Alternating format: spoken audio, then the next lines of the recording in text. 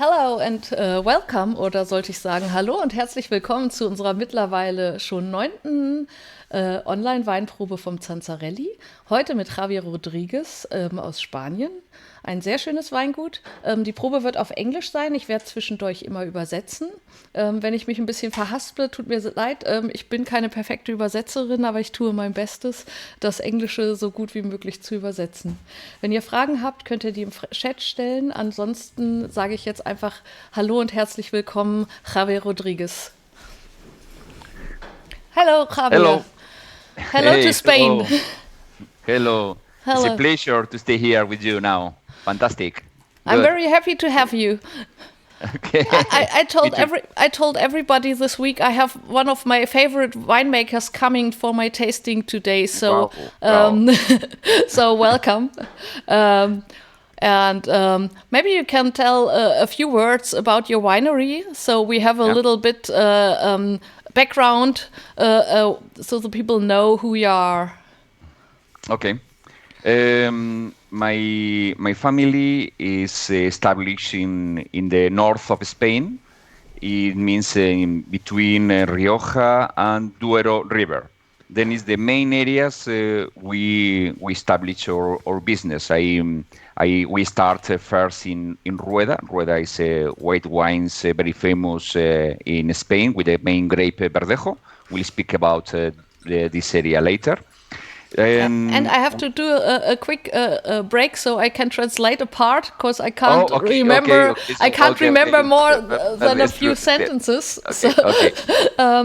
Also er hat erklärt, dass er aus der Gegend kommt zwischen dem Rueda, zwischen dem Rioja und dem Ribera del Duero beziehungsweise Rueda. Und das ist, wenn man Spanien anguckt, oben relativ so im oberen Drittel mittig gesehen.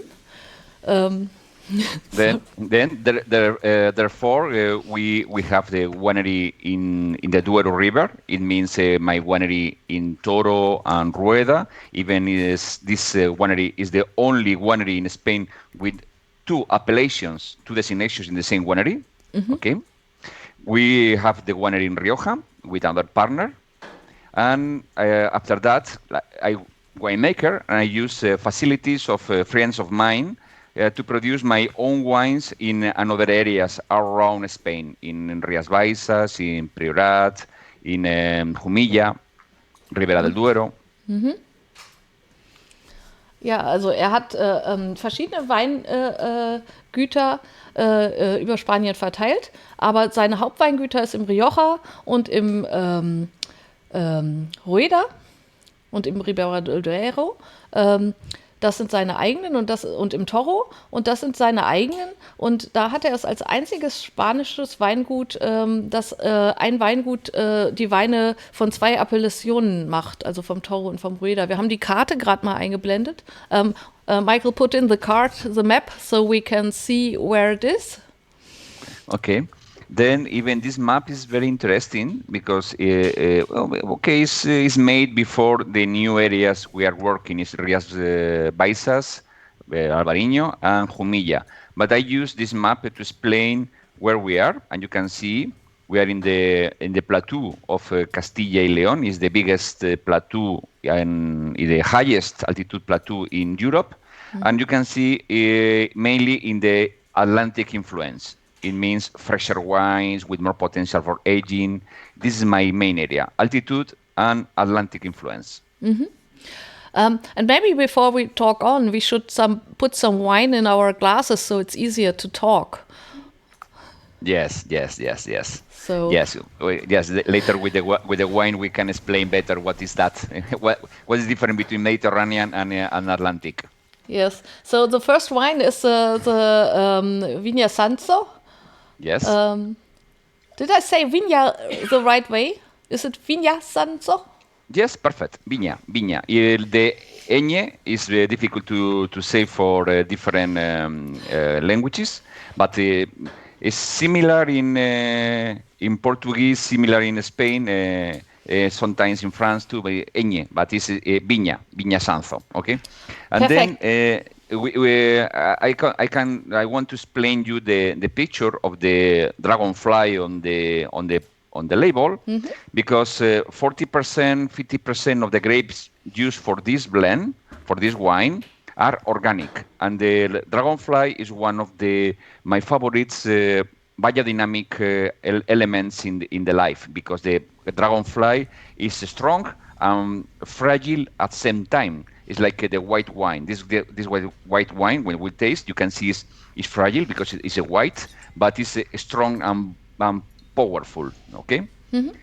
I will explain quickly. Yes. Das ist ein Weißwein, der Verdejo und wir haben vorher über die Aussprache ein bisschen gesprochen, das habt ihr aber gehört.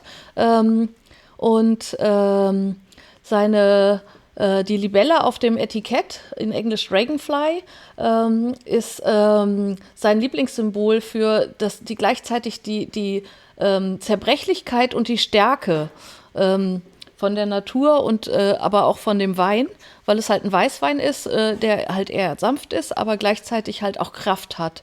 Und 40% des Weines sind biologisch angebaut und die Libelle ist sein Symbol auch dafür. Concerning the grape, Verdejo is together with the Albarino, are the more famous white grapes from Spain.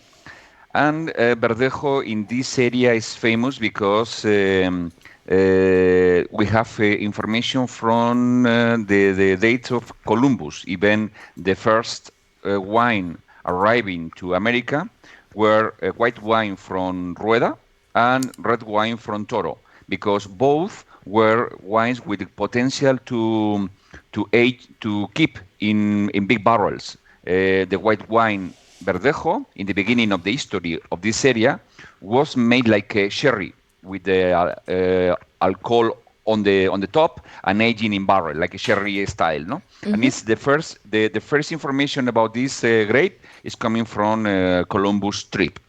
And now you want you translate and later continue explaining the winemaking and the wine.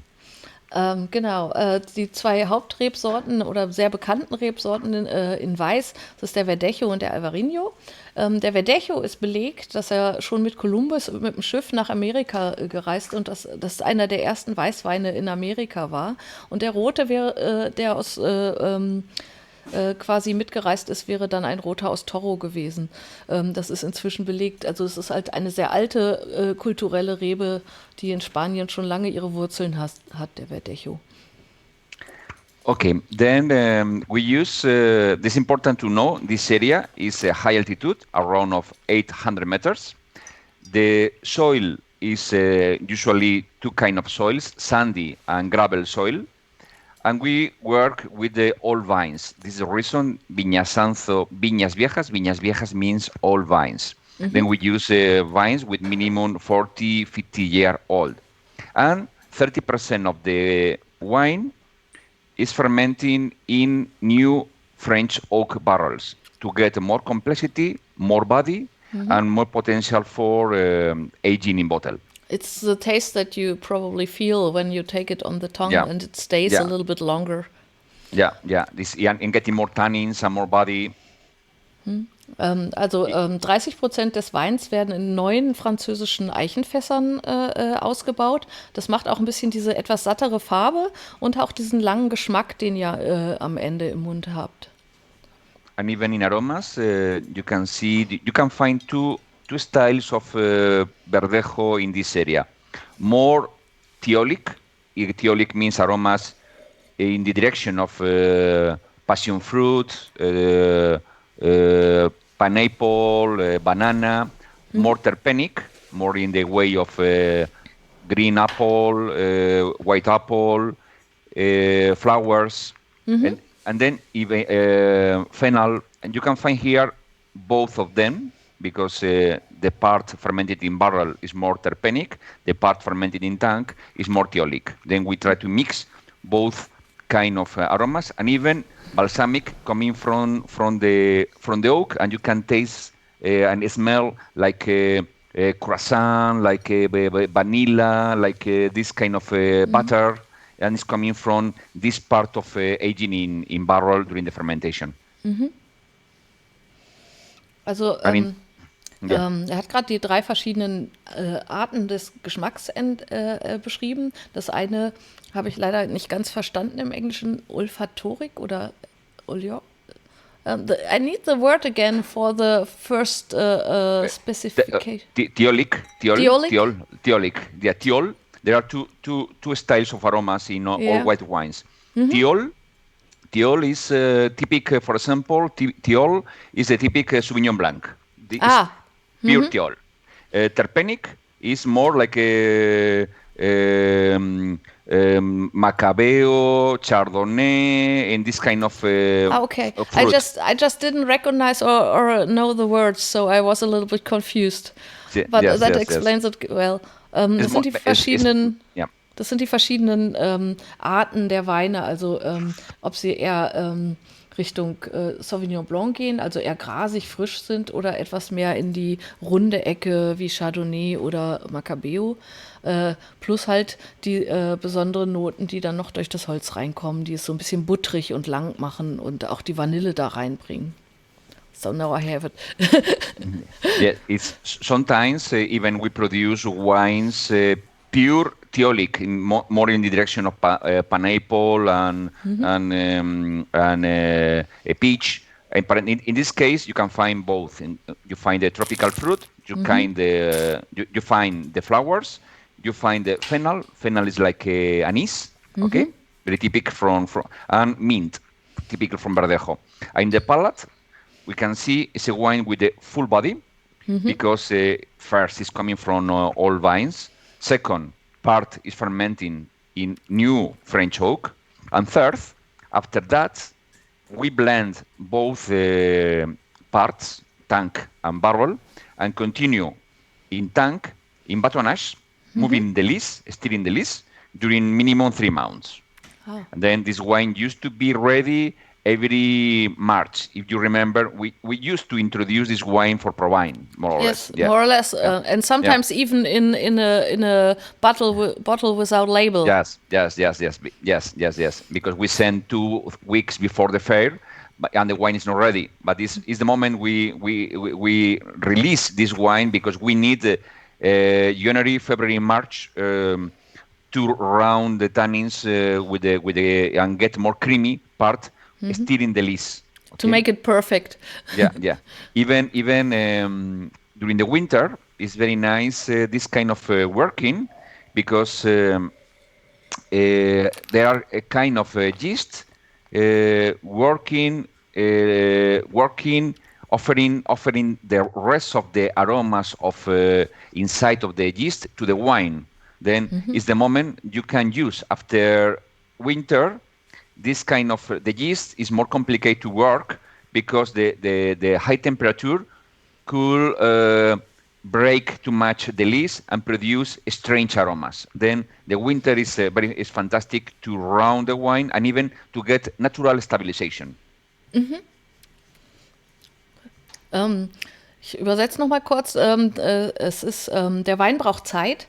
Der ist mindestens 3 Monate noch also nach der Fermentierung, also nach dem Gären, einmal im Holz für 30% und ungefähr 70% normal, braucht er noch 3 Monate, bis er wirklich fertig ist. Das heißt, er kommt immer erst zur Messe, zur Pro-Wein raus und zum Teil auch da erstmal quasi in einer ungelabelten Flasche, damit, weil das halt 2 Wochen vor der Messe geschickt wird und dann ist er halt in Spanien noch nicht fertig und dann probiert man halt sogenannte Fassproben, was halt auch sehr spannend ist.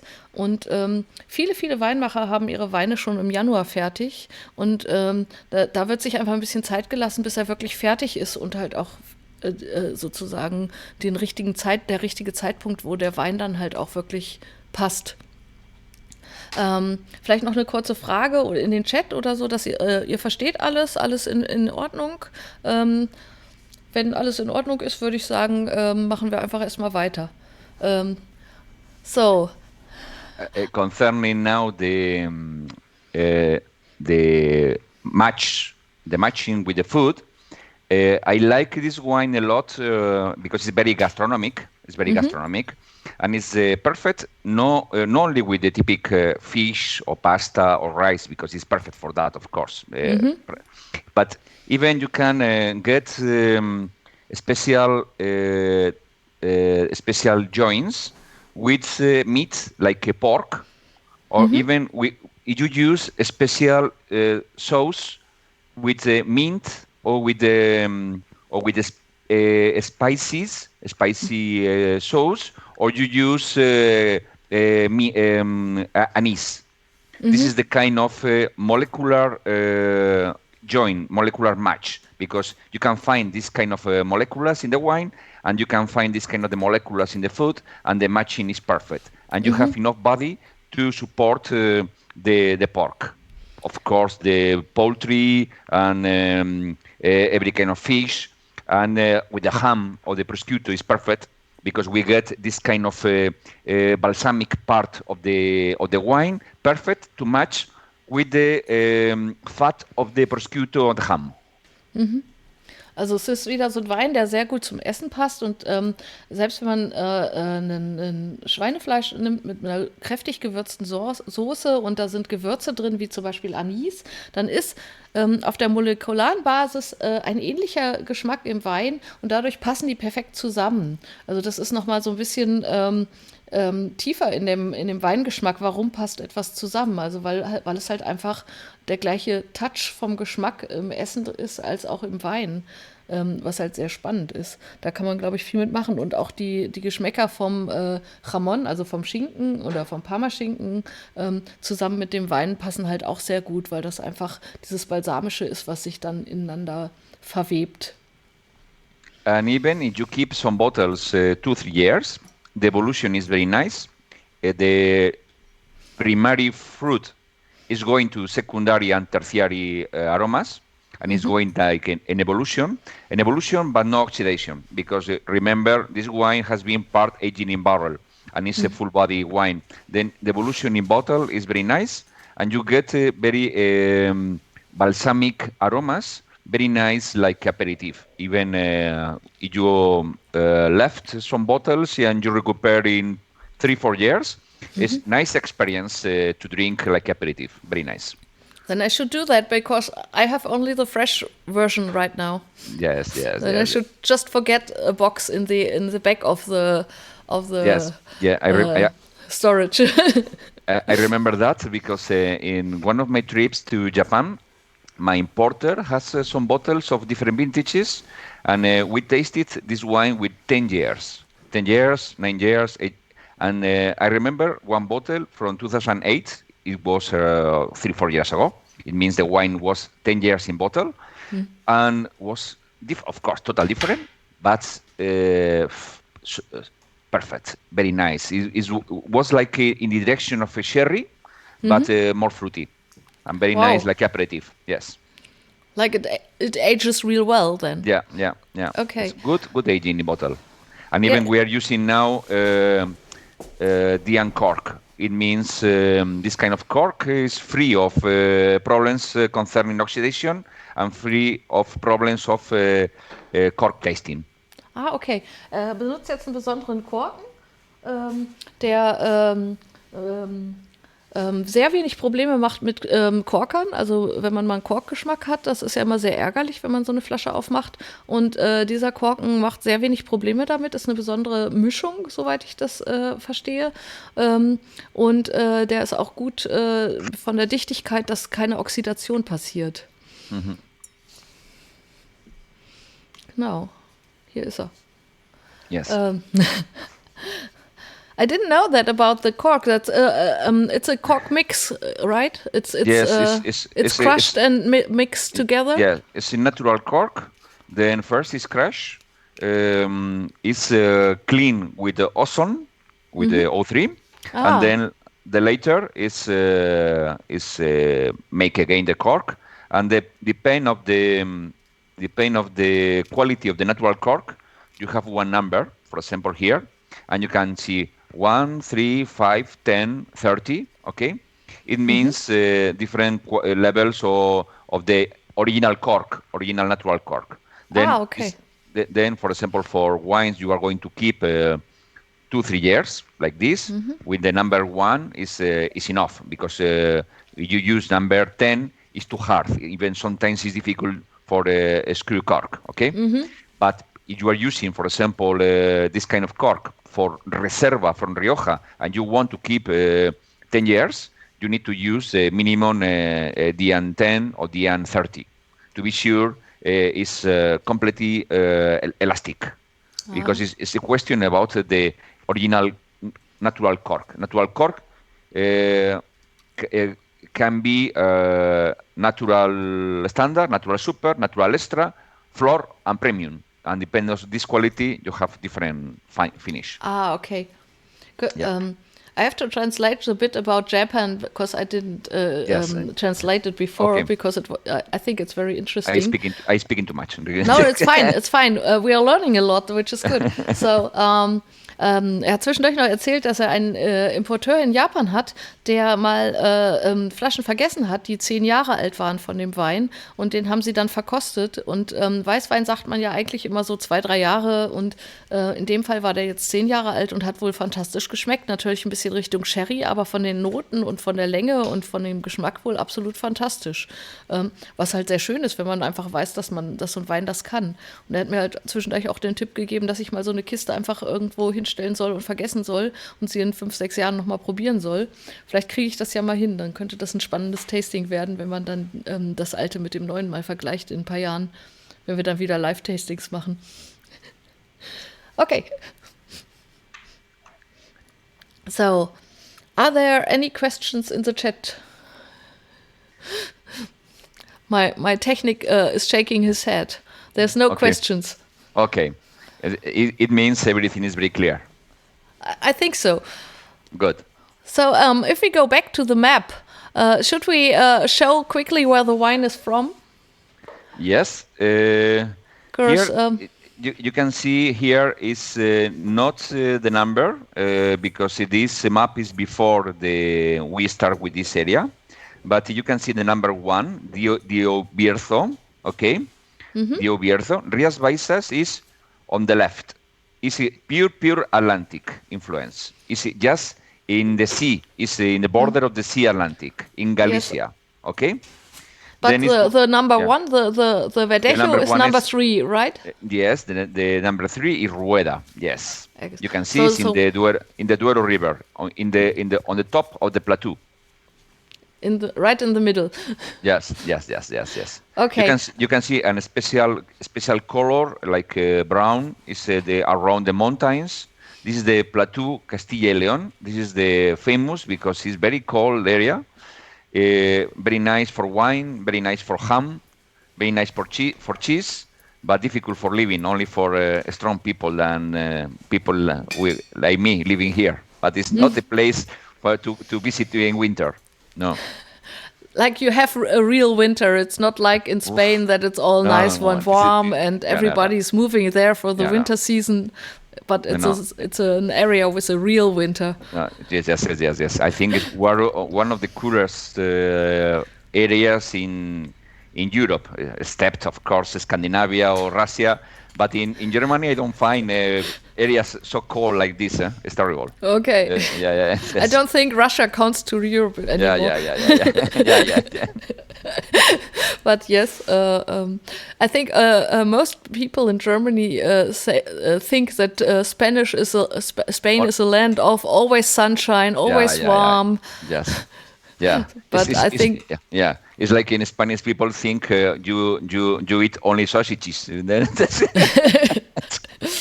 We don't, not that often, except in Thüringen. Of course, Spain is famous for the coast because you have it's a peninsula, but on the top of the plateau, the temperature is too cold. Even last week we have -1 to maximum 2-3 during 1 week. Last week, Yeah, that's cold. Yeah, I mean, we have the same temperature right now, more or less, which isn't so nice to be outside and take walks. But it will get better again, hopefully. Yes. No, it's better. Now it's better. Now the temperature is good. It's around 5. but in January, February it's cooler. I remember last year was around of 10, 13 below zero. Oh, that's a lot. We didn't have a winter like that. Yes. This is real winter. Yes. Ja. Nochmal als kleine Übersetzung, also die Gegend, wo Javier herkommt, ist tatsächlich eine Gegend, wo es einen wirklichen Winter gibt. Nicht so das sonnige Spanien, was sich jeder vorstellt, wo man das halbe Jahr dann am Strand sitzen kann, sondern es ist wirklich dann eine Gegend, wo es einen Winter gibt. So let's move to the Maria Sanzo. Yes, Rías Baixas is in pure Atlantic, and it's important to know this area include different sub areas inside. This is from Salnés, is one of the areas closer from the sea, and to the north in the same appellation. The another big area is Rosal, okay, is to the south, border with Portugal, and then you can find a blend of Albarino with another grapes like Loureiro or Caíño, and the last with the temperature changing, the area more famous is where we produce Maria Sanzo, because it's an area cooler and with more raining. Then now with the influence of the weather changing, the traditional areas in Rías Baixas has serious problems because the acidity is not enough. And this area was very famous for that. Ah, I see. Now, so they get in trouble from the weather changes. Even this area was raining a lot, around of 1,000 millimeters of water per year. Ooh. 1,000 more or less. And then the soil is very poor. It's mainly granitic, it's rock. Then now it's raining only 600, 700 liters per year. That's more than a third less. Yes, then 30% less. It means the humidity is not enough for the vineyards used to get 1,000 liters. Then they have serious problems to finish the maturation. Oh. Then now this area was not too much famous in the past because the acidity was too high, around of 10 grains per liter. Oh, that's a lot. And there's a lot. But now you get natural 7 grains per liter, natural 7, and the alcohol is around 13. Then now is the area with more potential for Albarino, and even is very close from the sea. So it has a good balance. Yes. And very close from the sea is only 8 kilometers from the sea. Then you have the influence of the granitic from the soil, the perfect balance alcohol with acidity, and even the salt influence from the sea. Okay, let me translate that for a moment. Yes. Der Wein, wo der Maria Sanzo her ist in einer Gegend, die früher nicht so berühmt war für Albarino.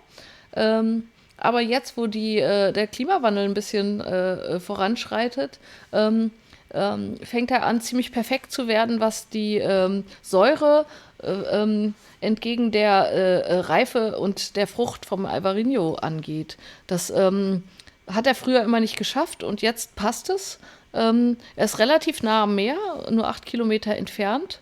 Während die anderen Teile, die vorher für Albarino total berühmt waren, inzwischen richtig Probleme kriegen, weil da hat es vorher so 1000 Milliliter pro Jahr geregnet und jetzt nur noch 600. Und diese 30% weniger Wasser machen, dass der fast nicht mehr reif wird in der Zeit, weil ihm einfach die Feuchtigkeit fehlt und die Säure dann zu hoch wird. Während bei diesem Wein hier die Säure sehr hoch war, also 10 ist schon sehr, sehr hoch für eine Säure. Und sie ist jetzt runtergegangen so auf 7 und das ist eine gute Balance mit der Fruchtigkeit und der Reife des Weins. Und das hat er vorher halt nicht geschafft. Und da hat der Klimawandel für diesen kleinen Teil es positiv geändert und für den anderen Teil leider ein bisschen negativ. Okay, then Albarino is a grape coming from Asia, from the center of Asia, and through Europe, from the center of Europe. Then it's very close, very family, very close in the root and the leaves. Then grapes you can recognize like Riesling, okay? Then even is more in this direction than another grapes. It's famous to produce good acidity, very nice fruit, more terpenic, more in the direction of the white fruit, and the influence of the sea is very easy to understand because when you smell the wine, you smell this white fruit, and you smell this part of the salt, like a piece of the sea. Yes, like you breath in the smell of the sea a little bit. Yes. Er hat gerade nochmal erklärt, dass dieser Wein halt auch eine leichte Salzigkeit hat von der Nähe vom Meer. Und als ich eben den Schluck genommen habe, habe ich auch gemerkt, so am Ende kommt so dieses Gefühl aus, als ob man am Meer steht und einfach tief einatmet. Und das ist eigentlich ganz schön, muss ich sagen.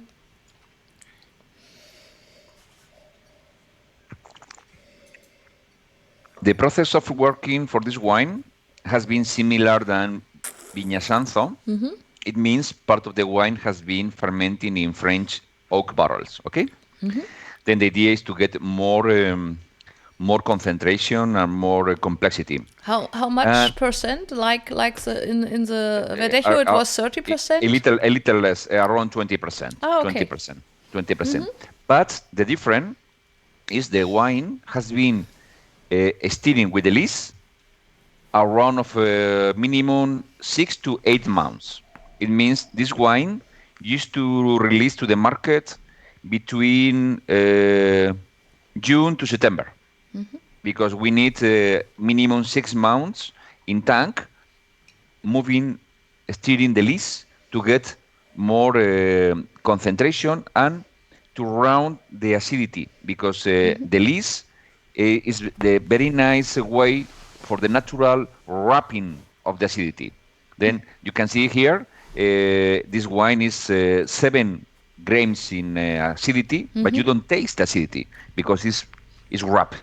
Yes. It's wrapped with the polysaccharide from the lees.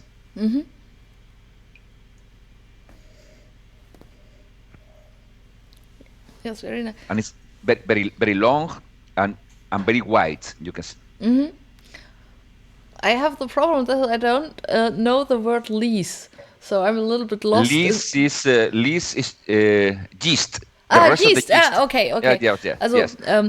The lees is like the rest of the yeast. It's like okay. Yes. I understand. When the yeast is dead, and it sinks down to the tank, the lees. Yeah. Lees. Okay, now I understand. I don't think there is a special word for it in German. Yeah. So what is the word in German? I don't think we have a word for. I remember. Yeah, I don't remember now. I don't know. I don't think we have a word for it.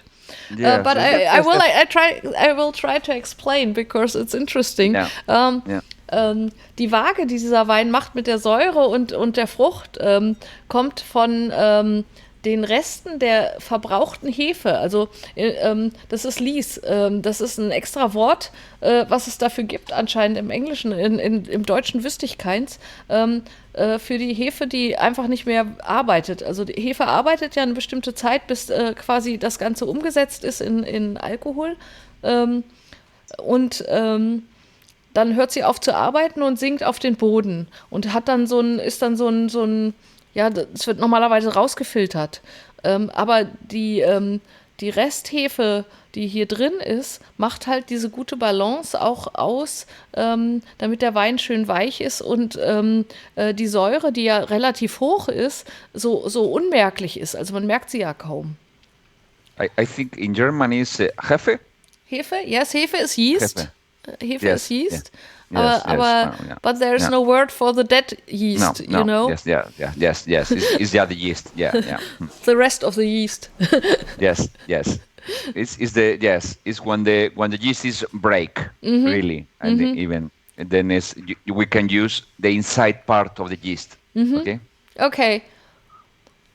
Concerning the food for this wine, of course, because it's good acidity, salty, medium body. This is perfect for the seafood.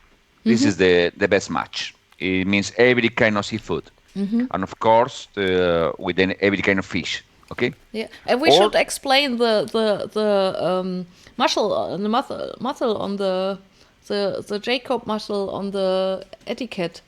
Because Okay. that's special, because not everybody knows it. Okay. This this shell is famous because it's used by the pilgrims from the Catholic route coming from France to Santiago Compostela. Santiago Compostela is in, yes, and then they use this kind of special cell to get the water from the fountains, and is the symbol of the route, and we use in the area because this area is famous for the St. Jacob's route, St. Jacob's pilgrims. Okay. Ja, einmal in Deutsch, nochmal um zu erklären, weil das ein besonderes Symbol auf dem Etikett ist. Die Jakobsmuschel, das ist das Symbol der Pilger, die den Jakobsweg gehen. Aus Frankreich bis nach Santiago de Compostela. Das ist ein sehr langer, steiniger und sehr karge Gegend, durch die man wandert.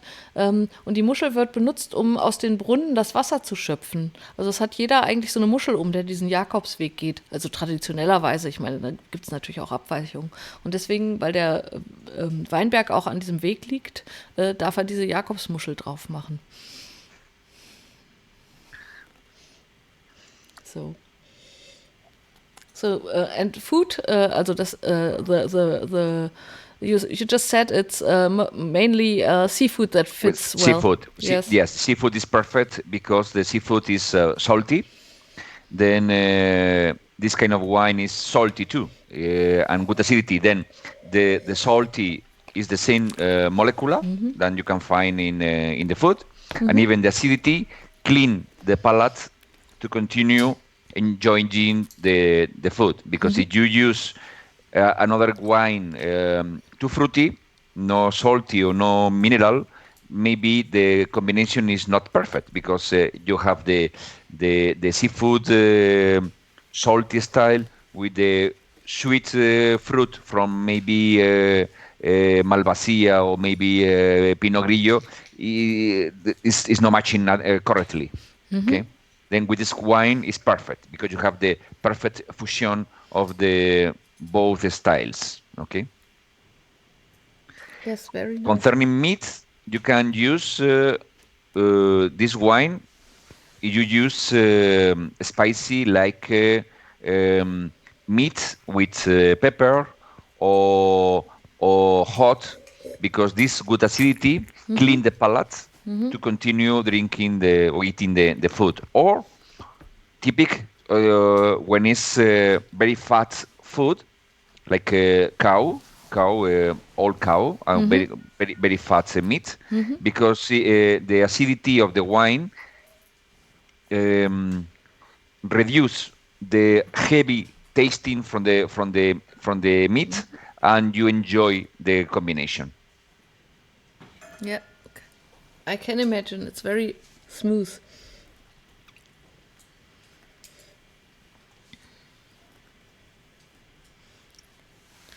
Sind da Fragen? And now, it's opening more aromas, and it's coming more and more. We have a picture of the vineyard of that area, or the Rias Baixas wines. We have a picture of the grapes, I think.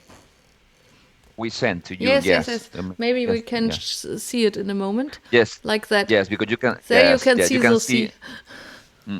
You can see this is the typical way of driving, because we need to be sure is a high altitude or high tall to be sure is outside of the humidity of the soil to avoid the disease.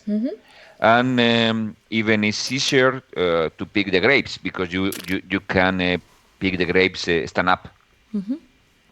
But the main reason is to go in this position to reduce the water content in the vine and to get distance from the soil, because the soil used to be wet, and when the plant is too close from the wet soil, you have more risk to get a diseases like mildew, idio, or another botrytis. And the medium size of this kind of vineyards is very small.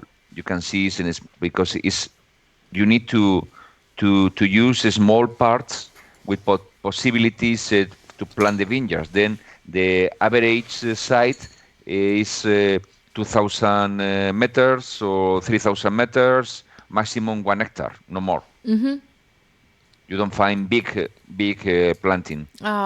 It's more like small vineyards. Yeah. Yes. Yes, because you need to look for special places inside the mountains, okay? Because this area is a continuous mix of hills and small mountains, but always mountains, okay? Also es ist halt eine sehr hügelige Gegend mit Bergen, und die Weinberge da in der Gegend sind meistens sehr klein, einfach weil es steil ist und eng und man da nicht so große Anlagen anlegen kann. So, should we move to the reds? Yes. Oder sind da Fragen im Chat? Dann? No.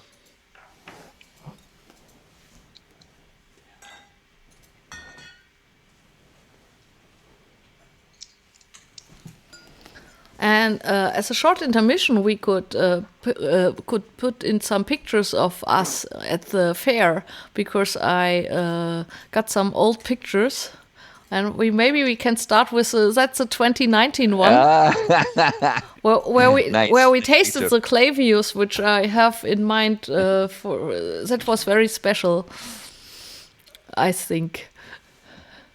This is the organic wines. Yes. Organic and natural wines. Yes. Oh, yes. The one with the head on it, with the woman's head. That's quite. El quinto paraje. Yes. This is a white. El quinto paraje. Yes. Paraje means landscape, and el quinto paraje means it's a special name we use because in Spain we say, for example, the fifth pine. Means like very, very, very far, very far. Okay. Then el quinto paraje is like a special landscape, very far from the usual vineyards. Then we use this name for the vineyard because we spend a lot of years to find this special vineyard, because it's interesting to see the label for this wine because it's brilliant. It's like lights, okay? Because this soil is a clay soil, but with the pieces of granitic stones. And during the whole moon, you can see like lights around the vineyard. It glitters. Yes, okay. Yes, I will explain. El Quinto Parajes, also den mit der grünen Frau drauf, also mit der Frau mit den grünen Haaren sozusagen drauf, den haben wir auch bei uns, und das ist ein besonderer Wein. Und die Erde ist tatsächlich hauptsächlich Lehm. Aber sie hat so Glitter drin. Das heißt, wenn der Mond nachts auf diesen Wein, auf die Erde scheint, dann glitzert der. Und genau das sieht man halt auch auf dem Etikett, dass die Haare glitzern von der Frau, also die Bäume glitzern. Das ist ein wirklich toller Wein, haben wir auch da. Und der Clavius ist noch was viel, viel Besondereres. Das ist ein Naturwein. Davon haben wir ganz, ganz wenig da und auch nur auf Anfrage, weil das ist eigentlich meine Kiste. I just explained, we know we are moving back a year. That's 2018. Yes. And back when we still had... Vino de pueblo. This is Las Tierras, vino de pueblo. Yes. This is my wine from Toro. Yes, I have that in my shop as well, yes. That's 2017. Yes. Should we move on, or should we do 2 pieces of aging pictures? Because that's 2016. Okay. My heart. You keep everyone. Okay. Nice. 2015. I was there with my whole team. That's my old cook Sven and my that's Maria, who works for me still. Yes. And the red-haired girl was learning at our place. Angelina, falls sie zuguckt, hello. Nice. It was a very nice thing. That's 2014. Fantastic. In 2013, I only have this picture from you and none of us together. That's a pity. That's 2012. That's the oldest I found. Oh my God. You need to send me these pictures. I can do that. I happily do that. Please. Because that's like a history. And I think whenever we start having fairs again, we can continue the list until we are getting too old to do the business. It's fantastic. It's a pity we don't have picture. Yeah, we have not. 2020. We don't have a 2020 picture, which is really sad. Yes. Okay. So let's move on to the red. Okay. For this wine is interesting to explain first the River Duero, the different areas in the River Duero. Oh, so we need the picture of the map again? Yes, please. 1 second. Yes. My technique just ran away. But it happens in a moment. But okay, while it's coming, the Duero River starts. You can see is Duero River. Yes. Okay, and you can see start in the mountains close from Rioja. Even you can see it's in the border of Atlantic and Mediterranean. It's just in the middle of the mountains, very close from Rioja. Even the mountains dividing Ribera del Duero and Rioja are the different valleys, okay? And then you can see is continue merge, finish in the Atlantic Sea, crossing Portugal. Yes. Okay, in Portugal you can find the famous Porto and wines from the Douro. Okay. Then the difference between each area is Ribera del Duero, number 4, is the higher altitude, more clay soil, more maybe more chalky, okay, and then cooler nights. Then produce wines with very good tannins, very good fruit, while black fruits, and medium body. If you go to Toro, is in the number 2. The soil is more sandy, and the full body wines, because produce wines with more extraction, more tannins, more fat wines, and just in the middle between Toro and Ribera del Duero, we find the number 3 is Rueda. In Rueda is more gravel soil and more sand.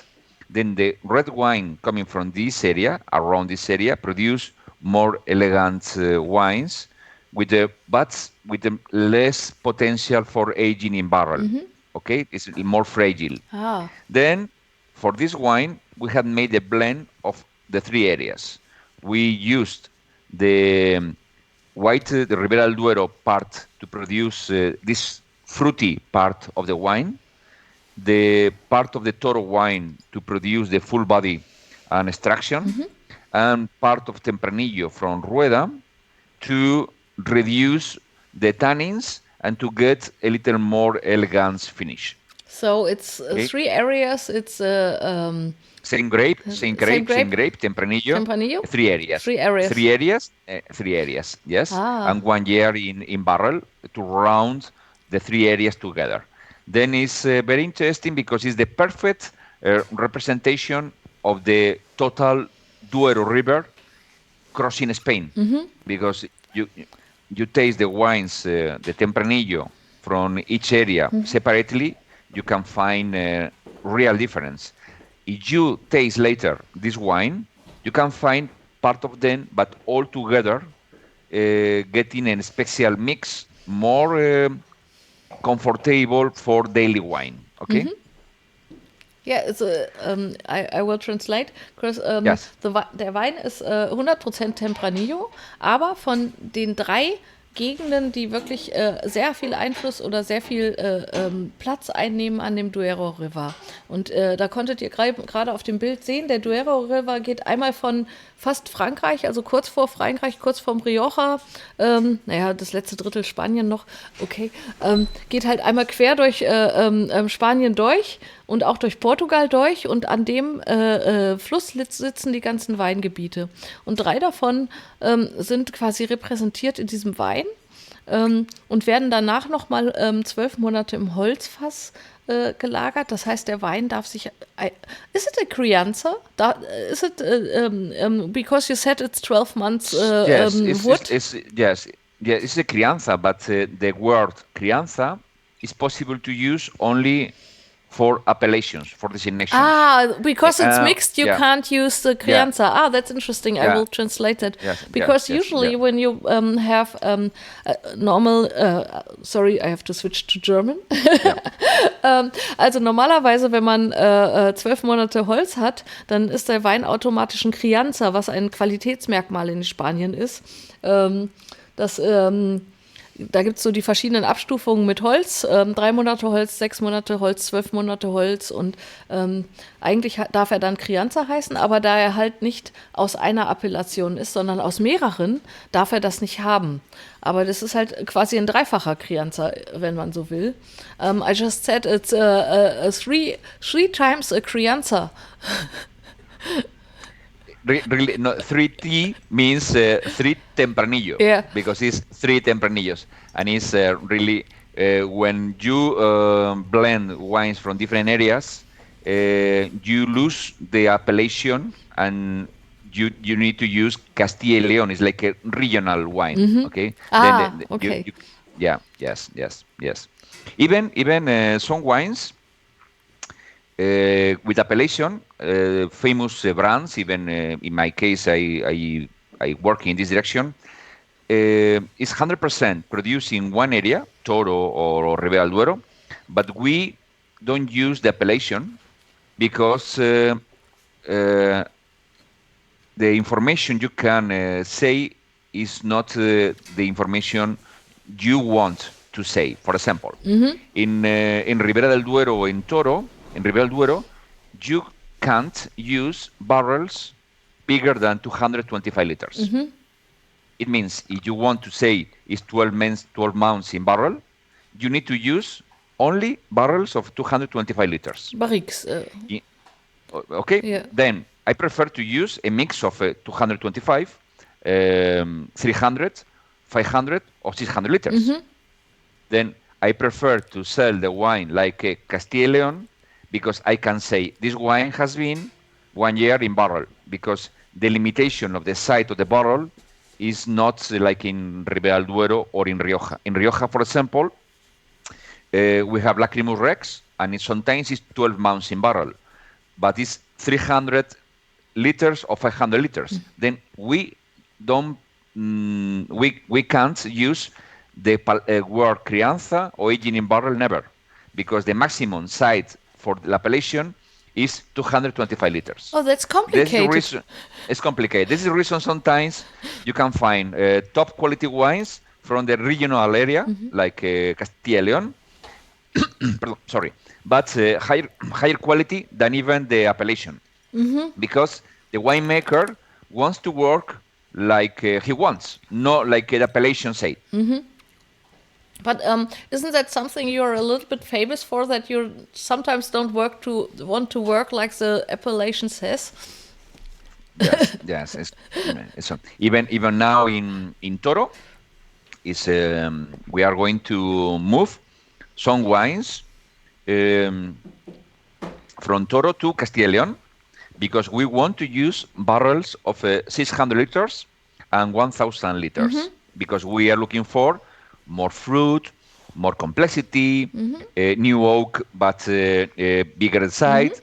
Then it's not possible to use in Toro. Then I'm going to some new wines are going to move from Toro appellation to Castilla y León, and it's high price. Okay, in this case, 3T Sanzo, we blend 3 areas because we are looking for a daily wine, a wine everyone can drink every day. Yes. Because the price is very nice and the quality is nice and it's easy to understand. Then I use the barrels, or the wine in barrel is not my favorite for Ribera del Duero, and I use in the blend.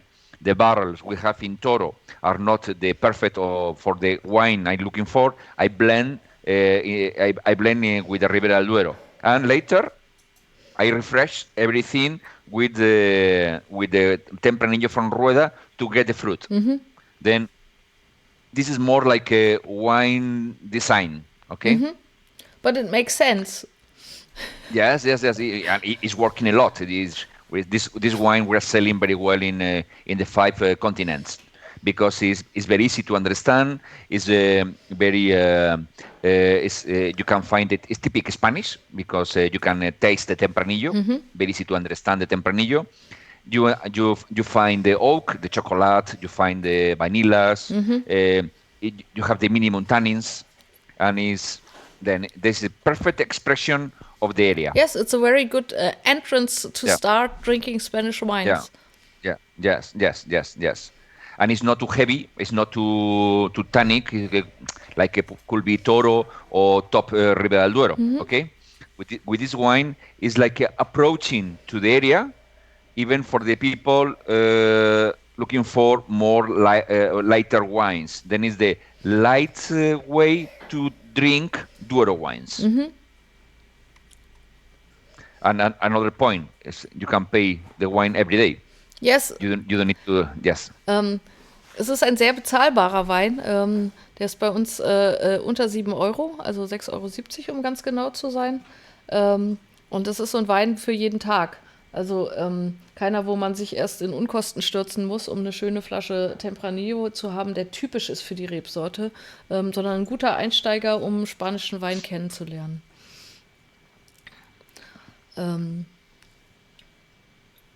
Gibt es Then in aromas you can see of course we taste more the oak than the fruit, because we use is one of the reasons we use this kind of barrels from Ribera del Duero, because sometimes are new barrels, sometimes are not new, but the barrel is a little over the fruit. Then you can taste this kind of chocolate and vanilla.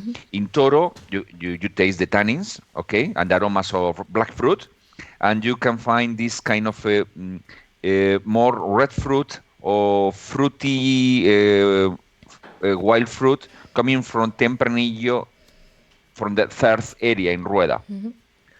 And in the palate,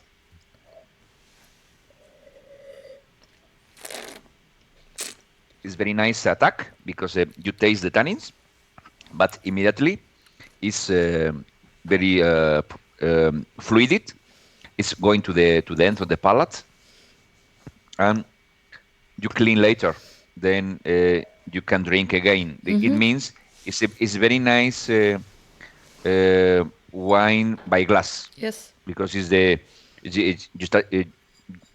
typical wine you're preparing the meal or the barbecue, and you use this wine to drink the wine while you are preparing the food, or you are with or you stay. Some people is coming at home and you prefer to open a red wine, and this wine even you can proud cooler. It means the usual temperature could be 18 degrees or 17 degrees or 16 degrees. But if you put in ice or on the fridge, and the temperature is 14 or 12, is not a problem, because the tannin is very sweet.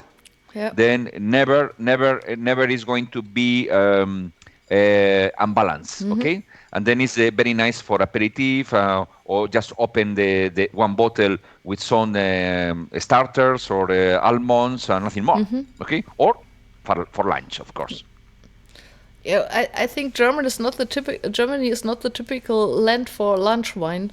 I think it's more established in Spain and France. Yes, but we're more and more global. Then people traveling a lot. Then the new generations are getting the best part of every country. You are getting the best part of Spain. We are getting the best part of Germany. And then finally, every countries offer one thing you love. Then why not? Why not use the Spanish behaviors? No? Yes. So, der Chat scheint heute sehr ruhig zu sein, aber vielleicht sind sie auch nur schüchtern. Aber wirklich ein sehr schöner, weicher Wein zum Einsteigen. Ich denke, wir wechseln gleich zum nächsten. I think we are ready to move to the next red. Okay.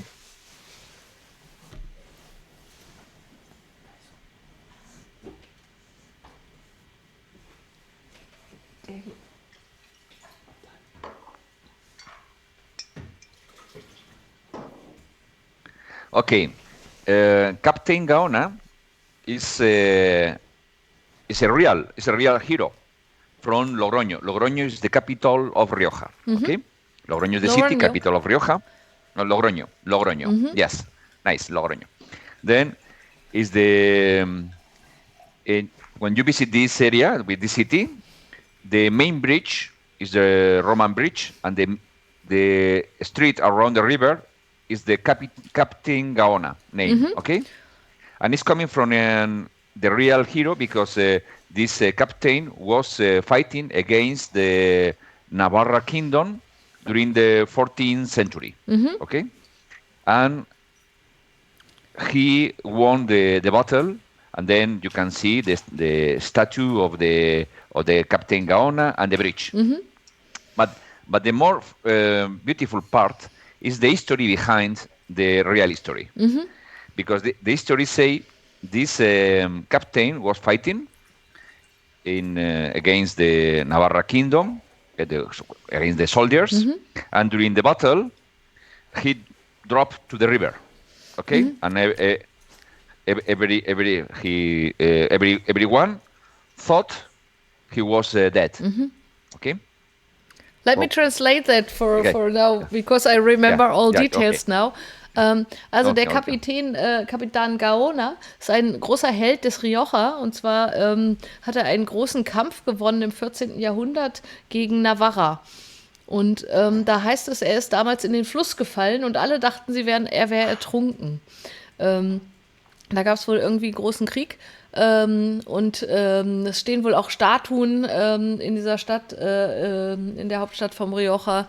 Und die große Brücke, die in die Stadt reinführt, ist tatsächlich eine alte römische Brücke. Also die Römer waren ja überall. Und wie gesagt, als er in den Fluss gefallen ist, dachten alle, er wäre ertrunken. So, everybody thought he went over into the river and was dead. Yes. Then Then after 3-4 months, his wife continued going to clean the clothes and the dressing to the river, because in the 14th century they don't have washing machine, right? And they use the river to wash the dress and the wearing. Okay, and suddenly one guy dressing like a poor with long beard and long hair was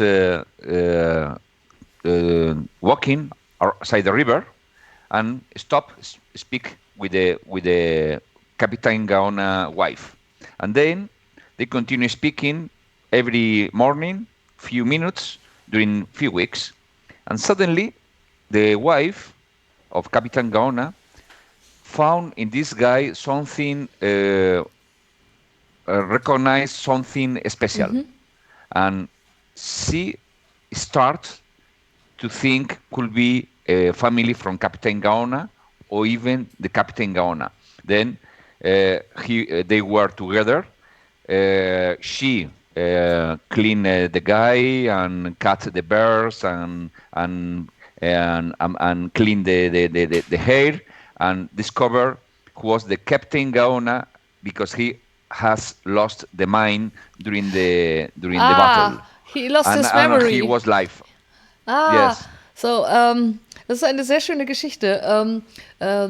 Im 14. Jahrhundert, die Frau nach ein paar Monaten ging wie immer ihre Wäsche waschen im Fluss und dann kam so ein abgerissener Typ mit Bart und Haaren und irgendwie haben die angefangen sich zu unterhalten, immer mal so ein paar Minuten am Morgen und nach mehreren Wochen oder Monaten haben sie sich verstanden und auch ein bisschen ineinander verguckt und dann hat sie diesen Mann mit nach Hause genommen und gewaschen und die Haare geschnitten und den Bart abgemacht und hat dann erkannt, oh, das ist ja mein Mann, das ist ja Captain Gaona. Der hatte nur einfach durch diesen Kampf sein Gedächtnis verloren und wusste nichts mehr. It's a love history. Yes. Also es ist eine Liebesgeschichte. Okay. Now we're speaking about the wine. Okay. The wine is mainly Tempranillo. So you're making to make us fall in love with the wine. Yes, yes, of course. You can see after the wine, you need to be sure always nice history or passion, always. The wine is not the same. Then the wine is Tempranillo, and it's Tempranillo from a special area in the Rioja Alta and Rioja Alavesa with the high minerality, very high minerality. Even now, usually when you open the wine, you need to wait a little to breathe because in the beginning of the wine, of the smelling, sometimes it's close and smell like phosphoro or in this kind of mineral soil because the soil is very important part in this kind of wine. Later, when the wine is ready, the fruit is coming because it's mainly Tempranillo with the 5-10% Grenache. We use the Grenache to get the silky finish and to get the fruity, red fruity blend with the Tempranillo. Okay. The Tempranillo has been aging in big barrels around 300 to 600 liters during 1 year. This reason is a 1 year in barrel, but it's not crianza because it's not possible to use right in crianza. Remember, in Rioja, it's not possible if you use barrels bigger than 225 liters. Okay, then you need to use generic label. Okay. So, but the barrique with 225 liters is a quite new thing, like a new standard. So I think the older barrels are always bigger, right? No, really the 25 liters, the 225 liters. 225 liters is the usual Bordeaux barrel. Bordeaux, yeah. And then Bordeaux. Then in Rioja, used in the past bigger than 225 liters. Okay, but after the phylloxera, the French wineries were to Rioja to produce wine because they didn't have enough in France, in Bordeaux, and they use the Bordeaux barrel, 225 liters. Oh, that's interesting. And it's the official barrel in Rioja. And you can use a bigger one, but it's not legal to get the numbers to write crianza. That's a little bit unfair. Yes, I agree. So you're like Capitan Gaona in his battle. You're in battle with the bureaucracy. Yes. Okay, yes. I will explain for a moment. Yes. Also dieser Wein hat auch einen kleinen bürokratischen Kampf hinter sich, weil er darf auch wieder nicht Crianza heißen, obwohl er 12 Monate im Holzfass war, weil er halt keine 225 Liter Fässer benutzt, wie vorgeschrieben, sondern 300 Liter Fässer, weil er sagt, da passt das Holz besser. Das wird halt nicht anerkannt und darf nicht Crianza heißen, ist aber natürlich eigentlich von der Machart ein Crianza. Even in areas like Ribera del Duero or Toro, even now in Rioja, there are more and more wineries using big barrels, using special barrels, and they don't use the category crianza or reserva. They use the name for the wine and later explain the wine. Then because this kind of rules of a minimum tiny barrel and this kind of barrel is not a question of quality, because you can use barrels of 225 liters, but with 10 years old, and it's nothing. Finally, it's nothing. It's better to use new barrel, but bigger. But you can't use new barrel 225 liters because could be only oak. Then this is it's a technical question. If you want to use to get quality, you need to work parallel or outside of the rules of the appellation. But because now you can see in this wine it's a lot of fruit. Yes, it's very smooth and very long in the fruit. Yeah. But I think this wine shows a little bit of the little rebellion you have with the Spanish wine rules, right? Is the story there? The wine shows a bit of the little battle you have with the Spanish wine rules. Yes. Okay, now my bottle was a little close at the beginning. Now it's opening. And now it's coming the fruit. It's more in the way of the black fruit, fresh black fruit. But for having 40% alcohol, it's really smooth. You don't taste the alcohol in any way. It's very smooth and very long. Alcohol, the alcohol depends a lot of the balance with acidity.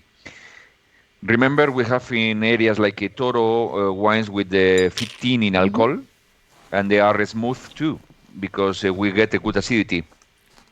And even, I remember I have tasted wines from another wineries with only 12.5 or 13 in alcohol, and you taste only the alcohol, because it's too light, no tannins, no body, no muscle, okay, not enough acidity, and then you taste only the alcohol.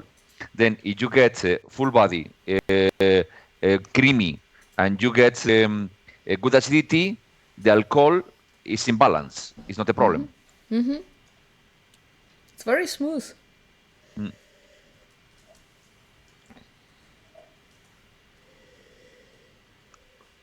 And you can see it's smooth and very fresh, very fresh. It's you can taste along the tongue, and it's like a silky, like a creamy, velvety, and finish to the end, slowly but constant. Then it's a very, very, very elegant wine. And the fruit is coming now. You can see here, the oak is on the back, because we use big barrels. Then we get very nice oak. You taste the new oak, but it's behind the fruit. Yes, it's very, very nicely combinated. Yeah, yes. Das nochmal im Deutschen zu sagen, es ist eine sehr schöne Kombination aus diesem leicht samtigen und vanilligen und runden, was dann rübergeht in das Holz, aber das Holz ist so ganz weich eingebunden. Das ist kein störendes Holz oder kein wo man sagt so, wow, viel, sondern es ist so ganz weich und zart, halt so eine zarte Liebesgeschichte halt, wie die Geschichte, die hinter diesem Capitan Gaona steht, was ich halt auch echt eine schöne Geschichte finde. Und es ist in der ganzen Reihe von den Weinen tatsächlich einer, der ein sehr ungewohntes Etikett hat, weil die anderen haben alle ein sehr anderes Etikett. I just said, in the whole row of your wines, this wine has a very different etiquette from all the others. Yes, remember we have two companies. Rodríguez y Sanzo is my original company, okay? And we have another company a few years ago, is Eulogio and Javier Wines. Okay, then it's another winery where it belongs another winemaker and me. This another winemaker is the producer of famous wines like Venta La Osa, Mano a Mano, Nora, Naya. Okay, and we have this company together. Then Capitan Gaona belongs this another company, and then the style of label is totally different. Ah, that Yeah. explains why it looks so different, but it fits in Yes. very nicely into the row. Yes, yes. Even the another wines we have in this another company is El Quinto Paraje, Clavius. Which I have. So, Now it's the fruit is on the top.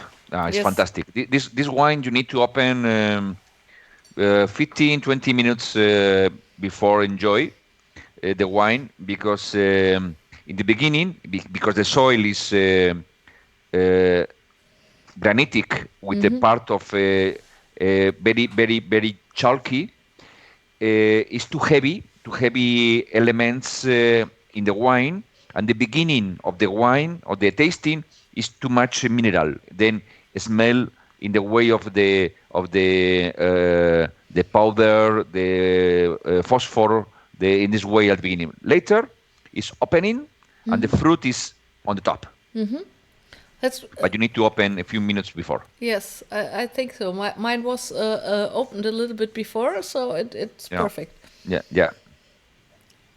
Also gerade nochmal zur Übersetzung. Der Wein sollte mindestens 15 bis 20 Minuten vorher geöffnet werden, damit er ein bisschen Zeit hat, sich zu öffnen, damit die Frucht perfekt rauskommt. Das hat man eben auch gemerkt. Also am Anfang war meiner auch noch ein bisschen verschlossener und jetzt ist er so richtig schön satt und voll.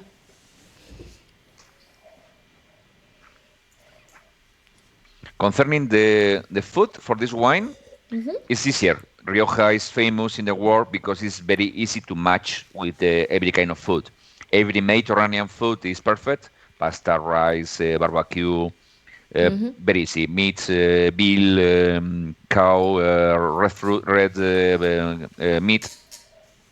But even interesting with the beans or with the stew, very, very easy to match because you can find this wine is smooth, but with enough acidity, good, it's fresh. You have enough tannins to support the meat, Yes. but the tannin is sweet. Then it's not too much for the light stew or pasta with meat. Okay. It's a good combination and a good balance. Yes. Yeah. Very easy to match.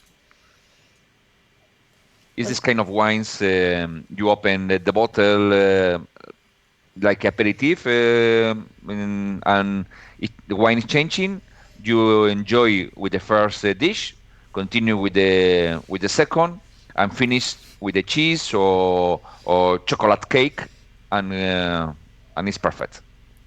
Sounds great. But compared to Spain, Germans have a very, small food usually in the evening. You have like all this first dish, second dish, and everything, and we just eat a slice of bread with a little bit of cheese. So you have a real, you have a real meal, and we are just like, okay, one glass to the food in the evening. But sometimes we are doing that as well. But or even on Saturday, on Sunday lunch. Oh, okay. Okay. Yes, we do that occasionally, but it's not like the usual way.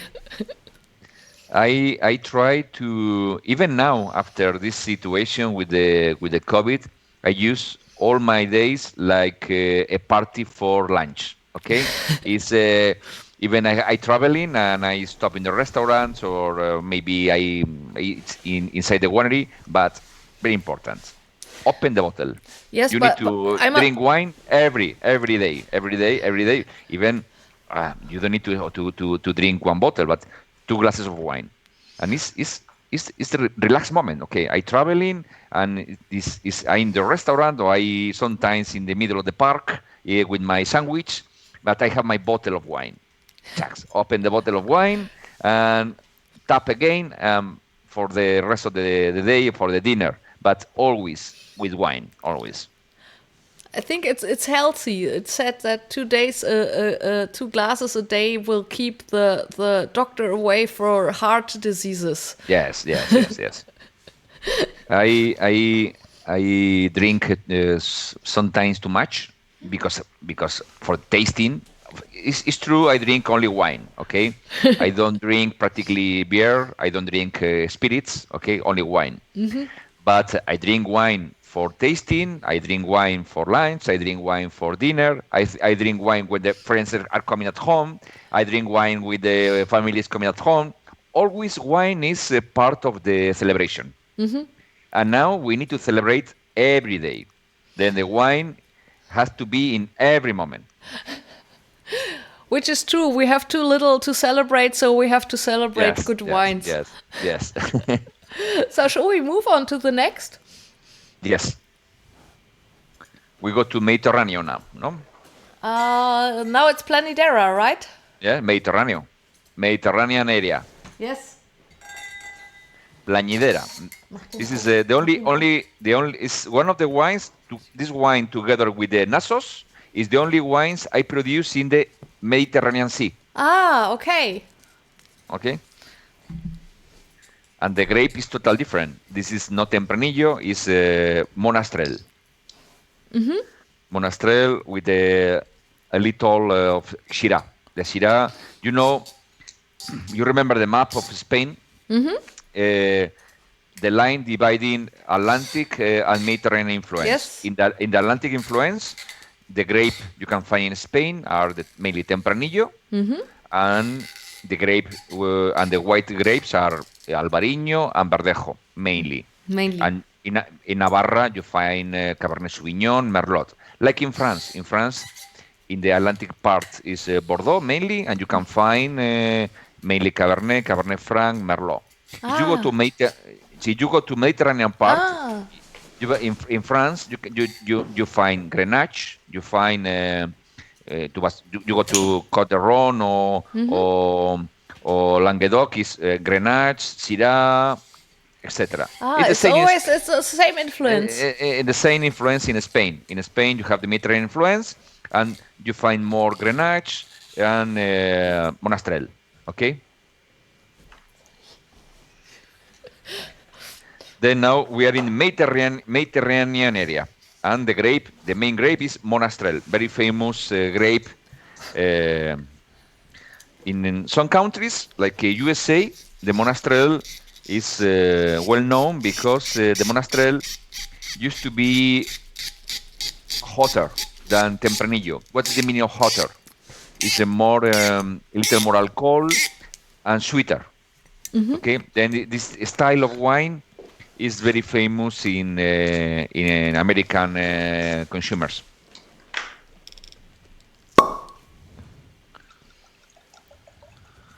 Okay, meine Weinelfe hat gerade versagt, aber ich habe noch jeden Korken aus dem Wein gekriegt. What is the vintage you have here? I have to check. 1 second.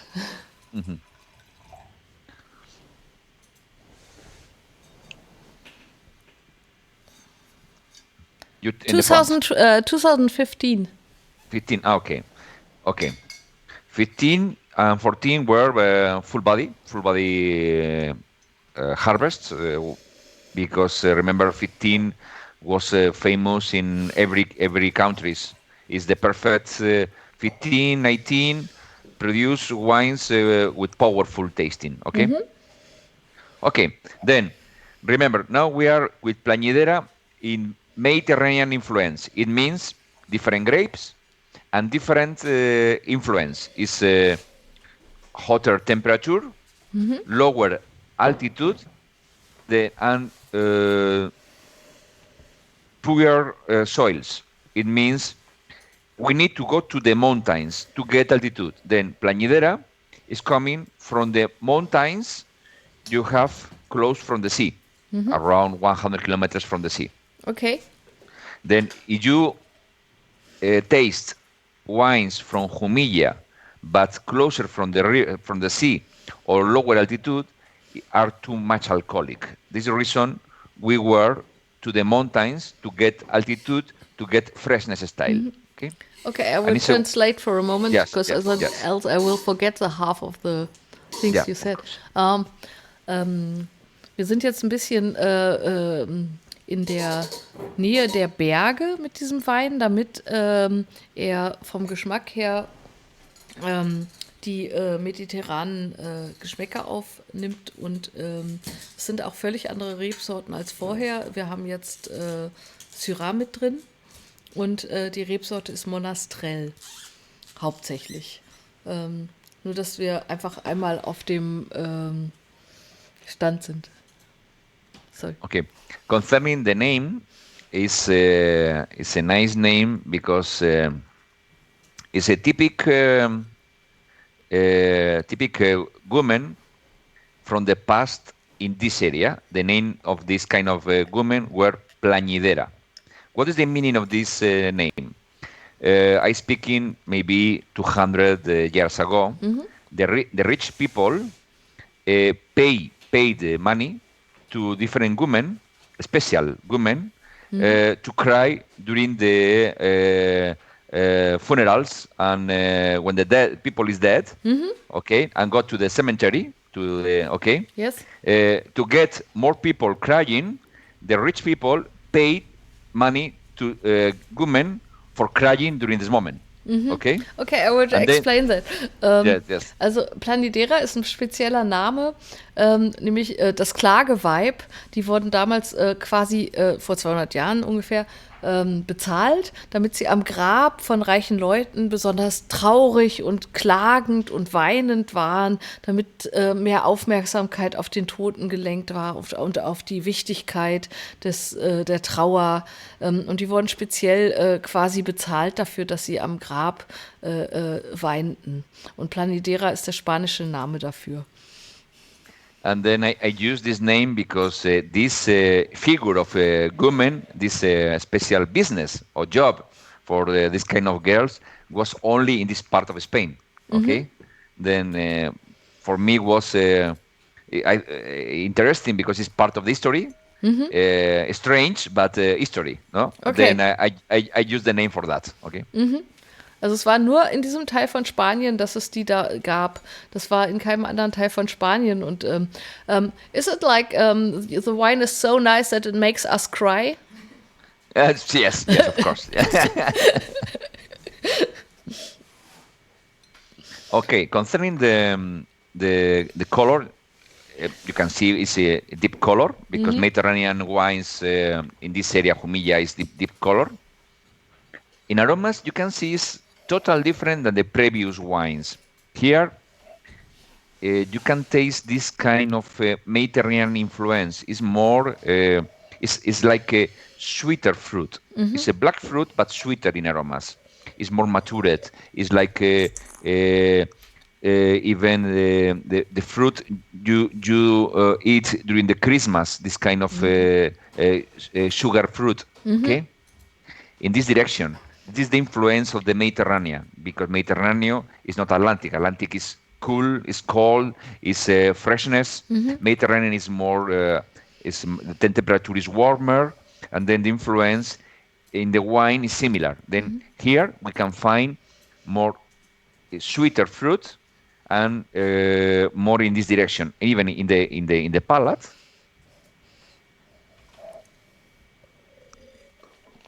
Again, you can see the wine is sweeter, but it's not because it's more sugar in content inside. But it's very smooth and very soft. Yes, very soft, and you can taste the oak. This is another point interesting. In this case, it's only 6 months in new barrel, but in this part of Spain, it's more difficult to get wines with 1 year in barrel because the barrel improve too much oak in the wines. Then Mediterranean wines are to drink without wood, oak, or short part in oak. Even in the Atlantic part, you need the oak to round the tannins and to get more creamy wines.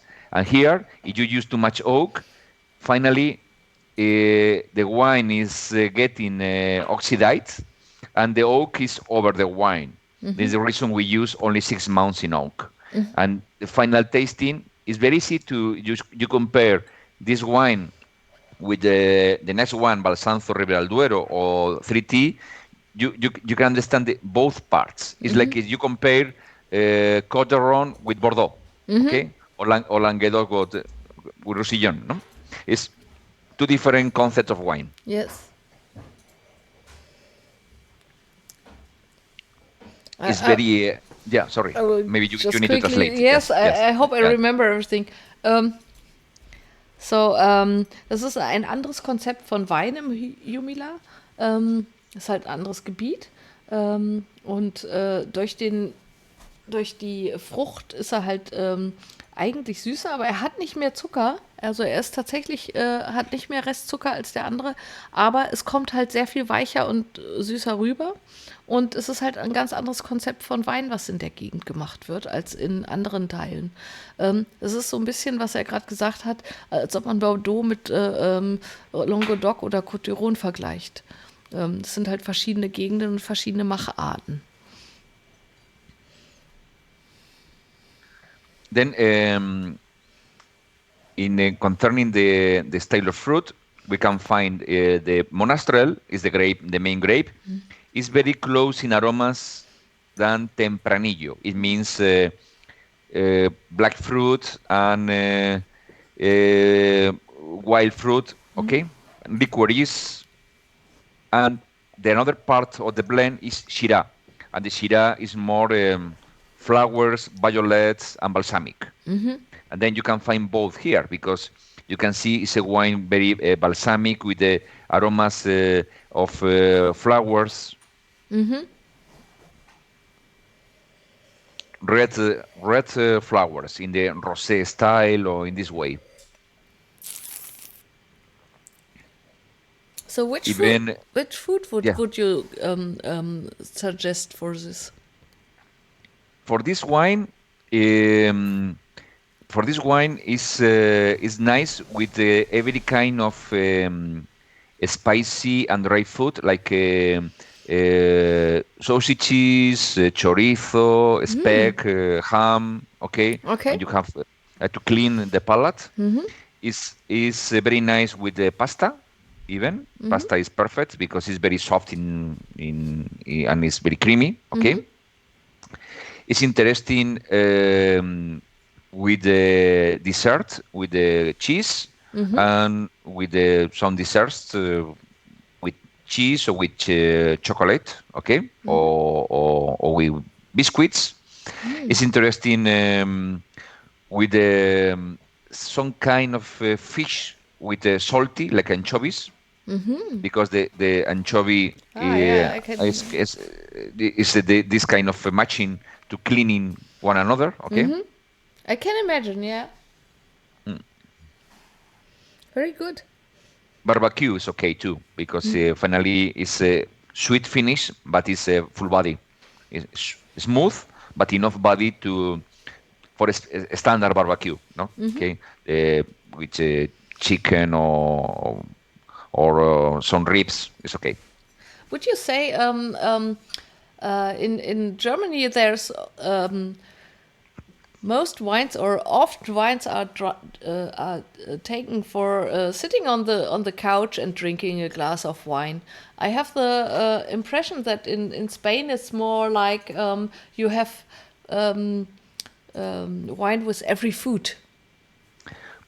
Well, we drink wine in every moment, no? But but it's true. For drink wine, you can imagine in a terrace or you drink wine by glass. We drink more white wine, more, even in winter. Really? And the more famous maybe is Verdejo, because it's It's very easy to find very good verdejos from different brands. In every bars or restaurants in Spain have one bottle of verdejo, okay? And the price is very nice. Rioja is very usual too, but not crianza, more medium crianza or fresh red wine.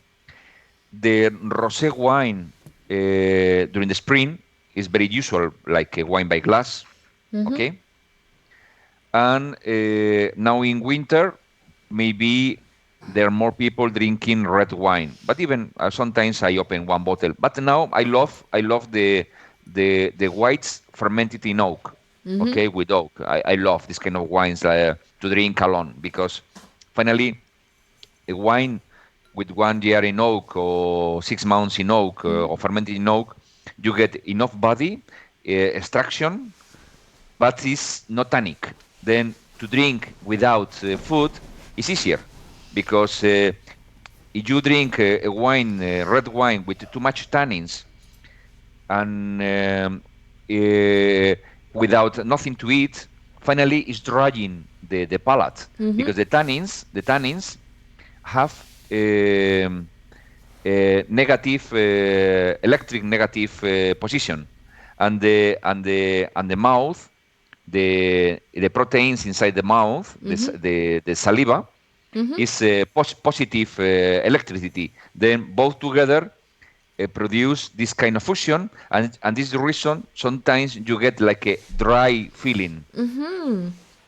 Okay. Okay. It's because the tannins. I'm not sure I can get that It's difficult. translated. Maybe we can yes. do it in the text later because we are doing a text translation in later. So let me get a question out. How was the harvest 2020 for you? Is it a good year? Okay, I explain you. It's better than we expected because first we were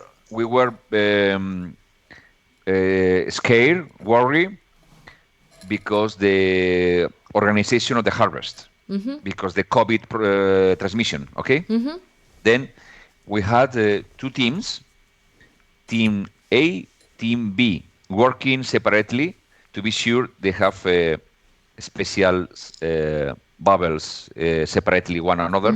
It means double cost because I had to maintain 2 teams to be sure if we have a problem in one of the teams, I had another team for picking the grapes.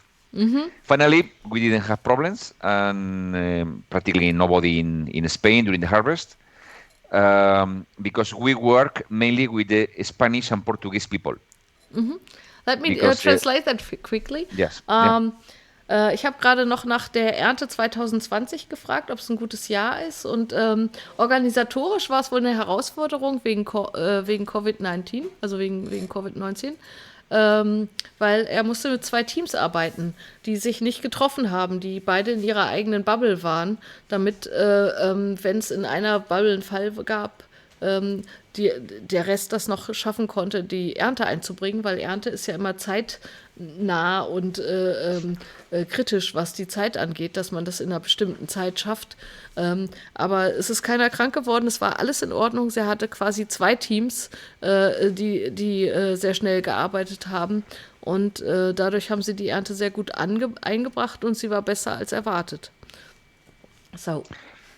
Then finally, the reason the healthy was very nice is because usually, not this year, in the past, we use people from mainly from Romanian people. Okay, this year because the limit situation.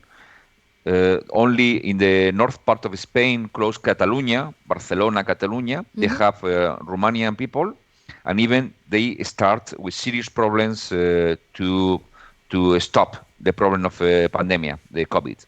Then in the rest of the country, the government stopped the entrance of people from Romania, and we use only Spanish people, students, and Portuguese people.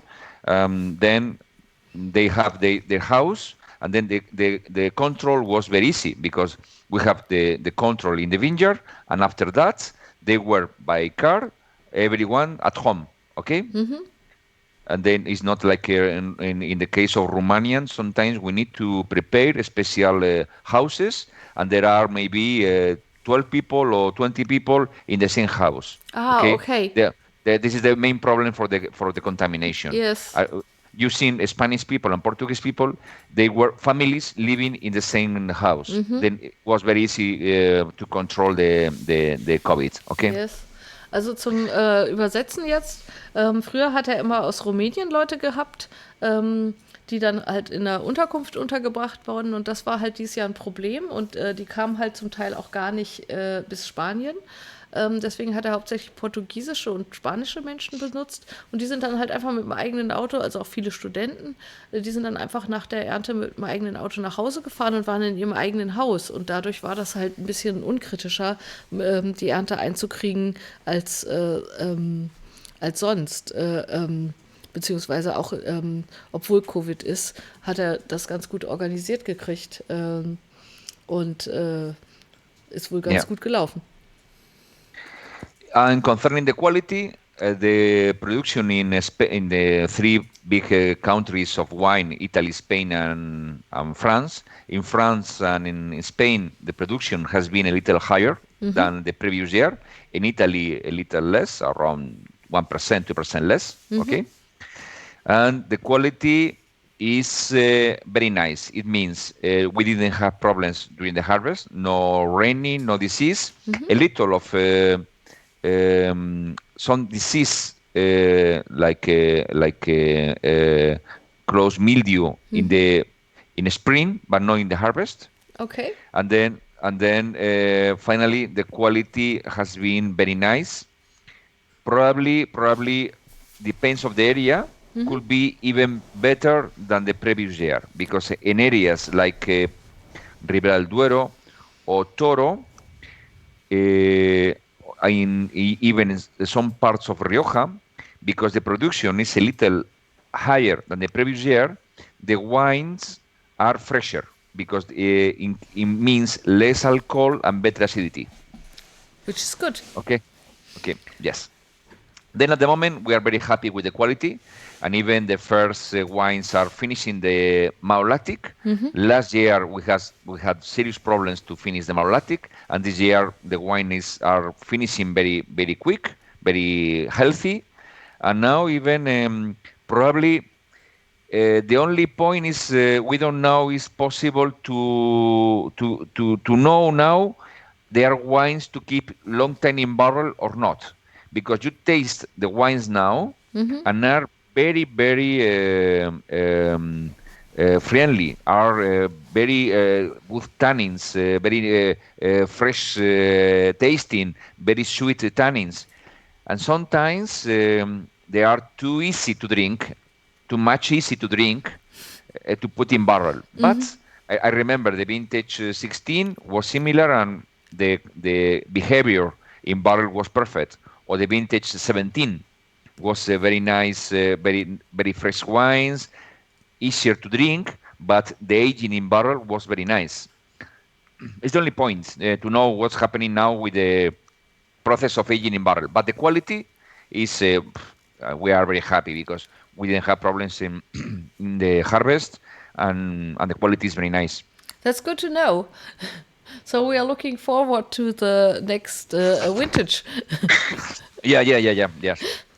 So are we finished with the Plañidera? Should we move on to the last wine? Or are there any questions in the chat? The chat says thank you, and they enjoy the show. And please come to the special matching for the American customers of this wine. Why the US are so interested? It's of the barbecue from the American people. Maybe because maybe it's because the wine is fruity and sweet finish, and they love this wine for several moments, no? Because finally, remember, the American people love the barbecues, love the sweet food, and then this kind of wines are very easy to match with their food, with the barbecue, with the pizza, with the Mexican food. Finally, they don't have too many sophisticated cuisine, except of course in good restaurants and the main cities. But they use international food, and this kind of wines is very easy to match with pizza, with the Mexican, with the Texan, with the barbecue. I think is the main reason. And the sweet finish, they love this kind of finish, fruit and sweet finish. It's easy to understand. Yeah, easy to understand. Yeah. Shall we go to the next wine or to some pictures of your work?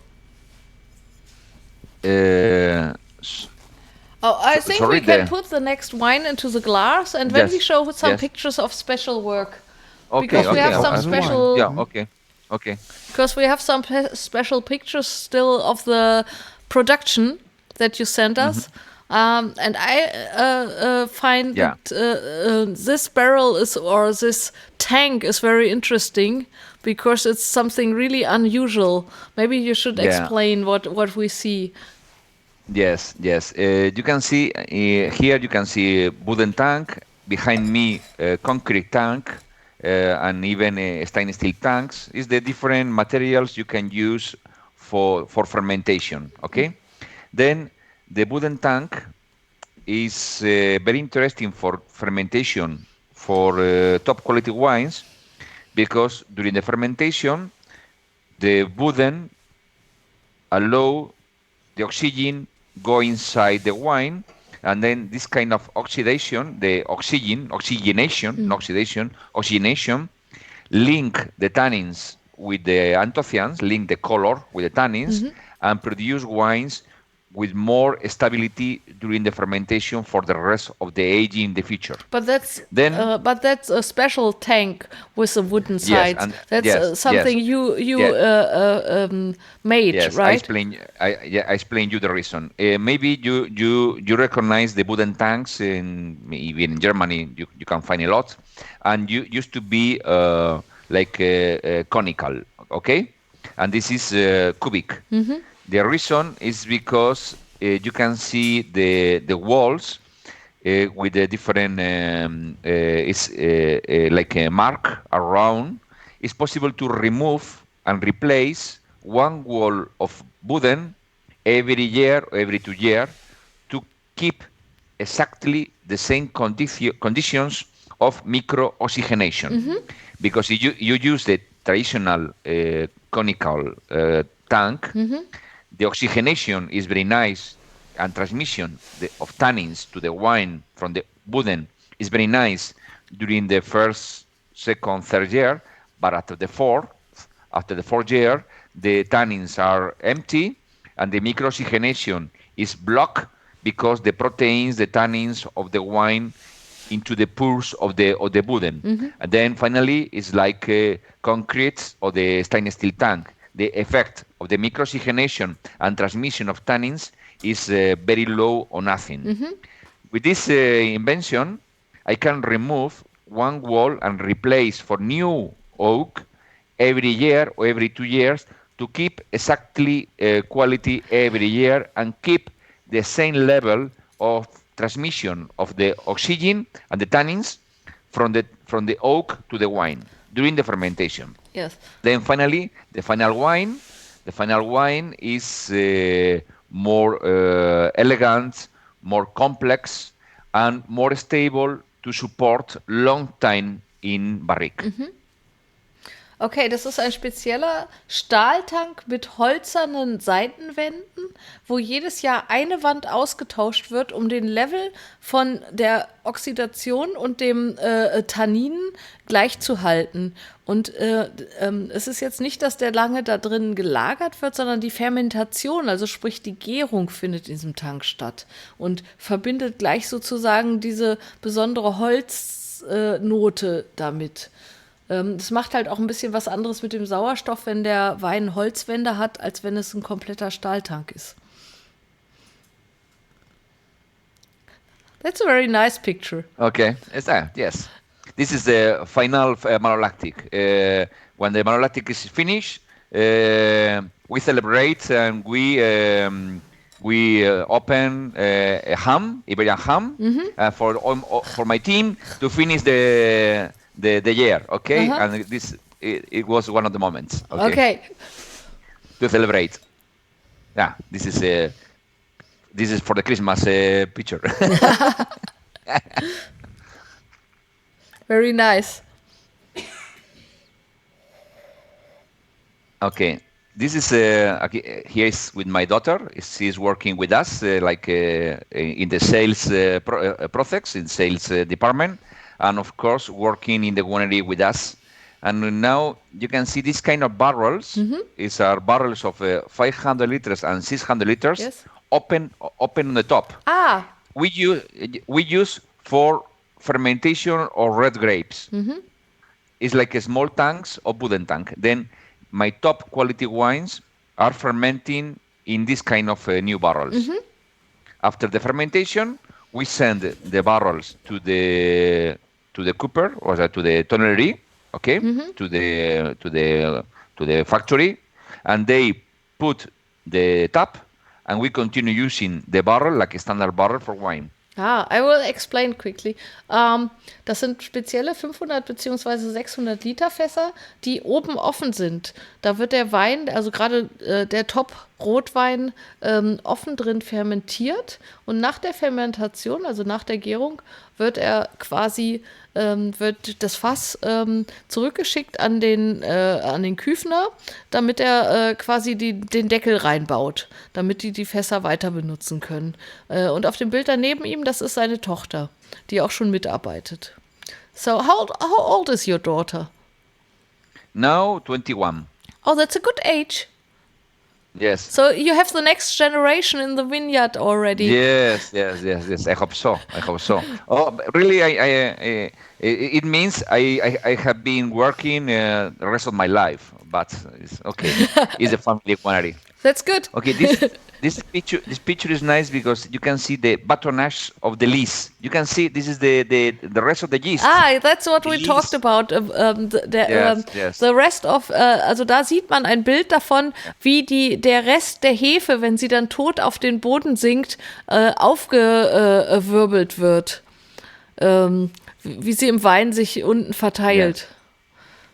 This is very important for white wine in the barrel because we remove the yeast every 3 days, 4 days, 1 week, depends on the moment, to be sure the lees are mixed with the wine because it's the best way to improve the complexity and protect the wine against the oxidation. Because the yeast is one of the advantage is absorb the oxygen, then protect the wine against the oxidation. And this is a typical stirring or batonnage in white wine, in barrel. Also es ist typisch für Weißwein im Holzfass, dass das so aussieht. Und die Hefe wird auch immer ein bisschen ersetzt, weil die sorgt dafür, dass der Wein nicht oxidiert. Also der bindet quasi, also die Hefe bindet den Sauerstoff. This is one of the wooden tanks we use. It's our invention to keep this kind of constant oxygenation and transmission of tannins from the oak. How big is it? Is it 5,000 liter? This one is 10,000 liters. Oh, that's big. Yeah, it's for yes. We have from 10,000 liters, 6,000 liters, 4,000 liters. And later we use barrels of 1,000 liters, 600, every size. But wooden tanks, okay, you can see here. A small one is 6,000 liters. In the middle is 9,000 liters, and on the right is 10,000 liters. Wow. And the on different sides, you can see the small one is pure cubic. In the middle is conical cubic with 4 walls, and on the right is more conical and 5 walls. The reason to have 5 walls is to get a wider tank and then more more skin contact with the grapes, because the grapes are in the same volume we get more white. Then finally the cap of grapes is more surface. Then we can get higher concentration. Ah, ja, der letzte Tank, ich weiß nicht, ob man kann es nicht so gut erkennen, aber das ist ein 5-seitiger Tank, damit das Verhältnis vom Wein zu der Fläche besser stimmt. Und die sind echt beeindruckend, muss ich mal sagen. Here you can see. Yeah, that's the open barrels. Yes, open barrel, and we are. This is the way to pan down the skins to get the maceration. Mm-hmm. So you have something that moves the skins down. Yes. Okay. Yes. That's very interesting. And this is the process we use to analyze the soil. This is the technology coming from Davis University in California. Mm-hmm. And first we made with the quad. We made the previous map of the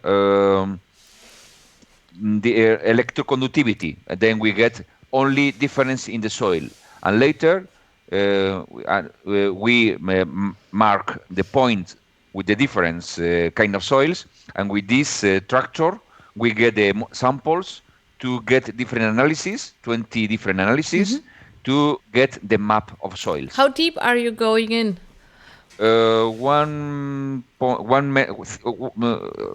meter and 20 centimeters, 1 meter and 40 centimeters, depends how stones you can find in the middle. Ah, okay.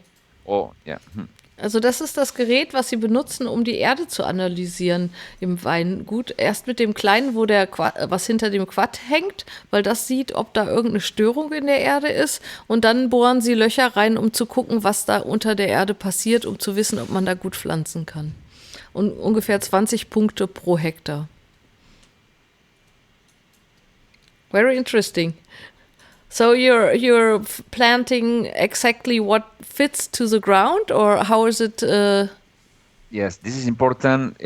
First, to decide how you need to plant the vineyard, and even what kind of root, mm-hmm. and even if you are putting irrigation, how you need to design the irrigation system depending on the plot into the same vineyard. Mm-hmm.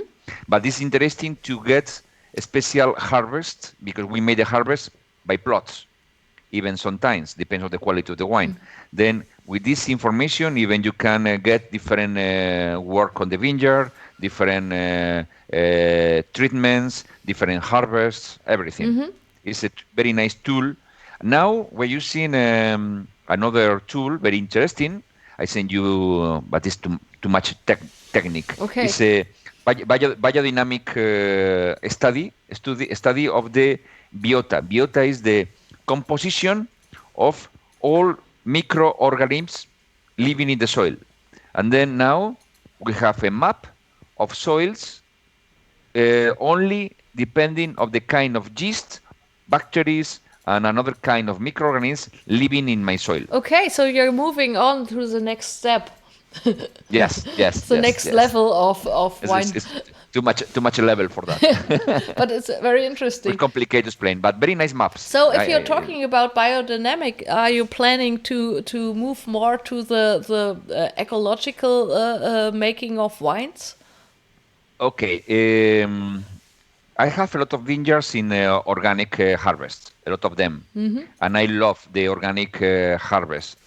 I love the biodynamic culture, and we use in every moment, not only for the harvest, even for every process in the vineyard, in the winery, for bottling, for racking the barrels, for racking the wines, to decide the moment of bottling, everything. Even at home, my family use the moon calendar to go to the hairdresser or to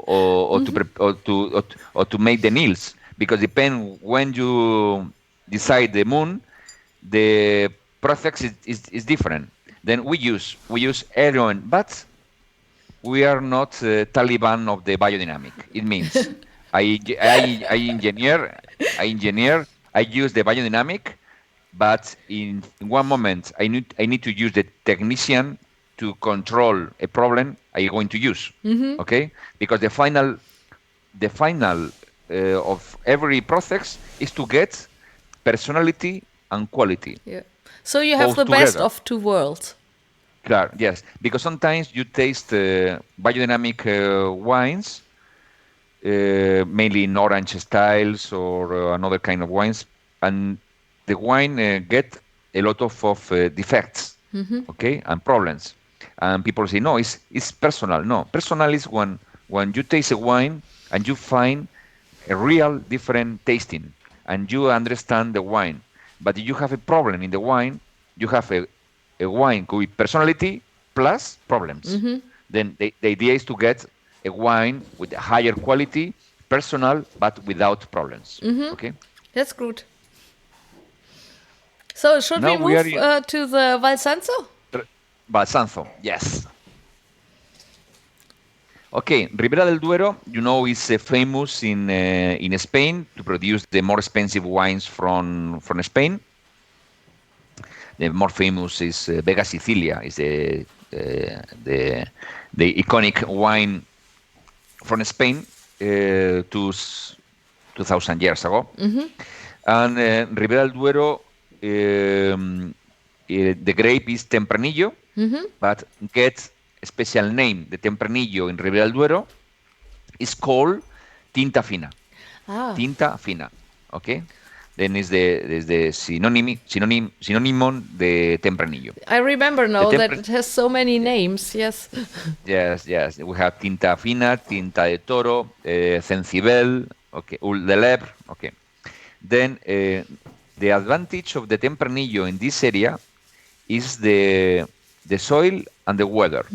This area is the soil very complex because it's a mix of clay with chalky limestone, and it's very dramatic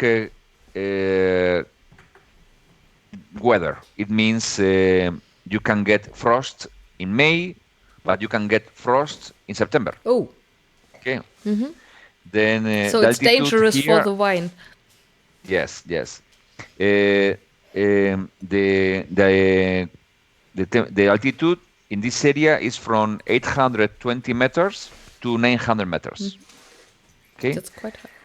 Then the drop or the gap of temperatures day and night is very, very intense. Maybe in August, during the main process moment of the maturation, the temperature during the day could be 30 degrees and drop to 10 degrees in the night. This dropping of temperature produce more fruit and more tannins. This is the reason Ribera del Duero produce the wines with more potential for aging from Spain. Let me explain that. Also der Weinberg ist auf einer relativ hohen Höhe mit 820 bis 900 Metern und der Temperaturunterschied zwischen Tag und Nacht beträgt manchmal über 20 Grad, also von 30 Grad am Tag bis 10 Grad in der Nacht. Ist alles möglich und das macht mehr Frucht, aber auch mehr Tannine im Wein. Aber es bedeutet auch, dass diese Weine sich besser zum Altern wie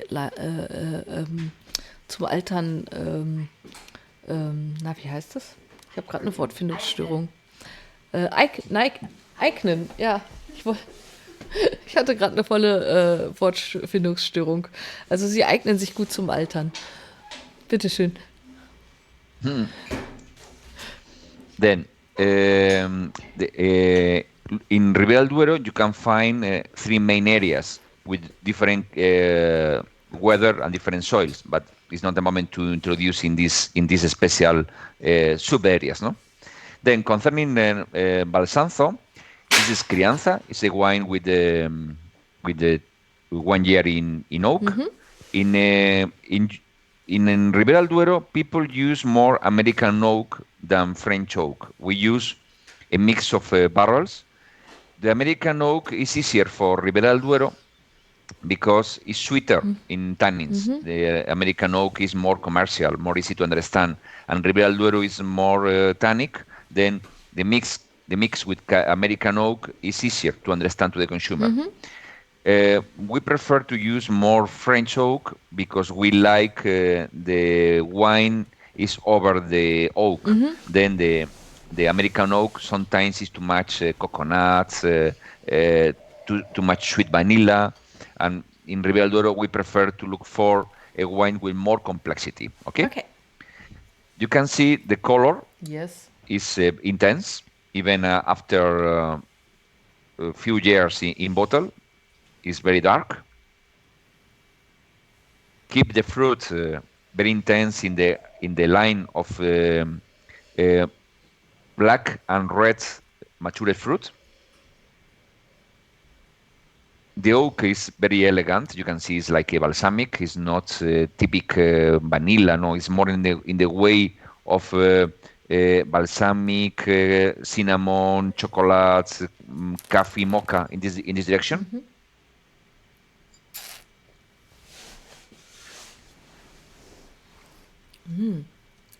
And now in the palate you can see it's round, creamy, velvety. This is very important. And very Ribera long. del Duero, it's very long. It's very important to drink Ribera del Duero with minimum 1 year in barrel, because if you want to drink Ribera del Duero with less time in barrel, probably you need to match with the food ready for this kind of wine, because Ribera del Duero needs 1 year in barrel to round the tannins and minimum 1 year or 2 years in bottle to be sure it's a wine ready for drinking.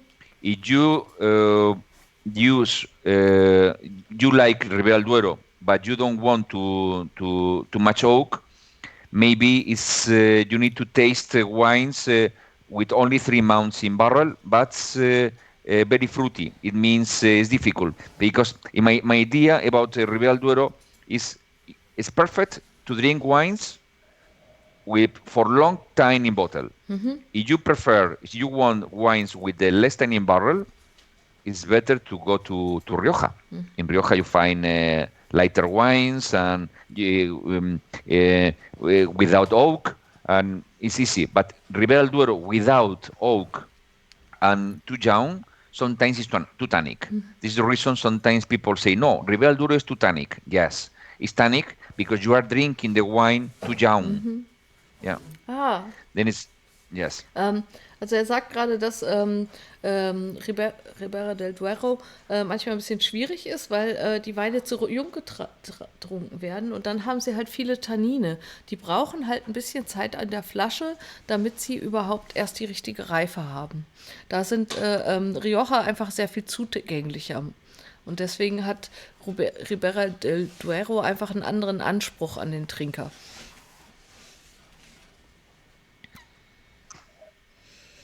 But it's very nice, even in the nose and the taste. It's very long and smooth and stays a long time. I love Ribera del Duero when it's long time in bottle.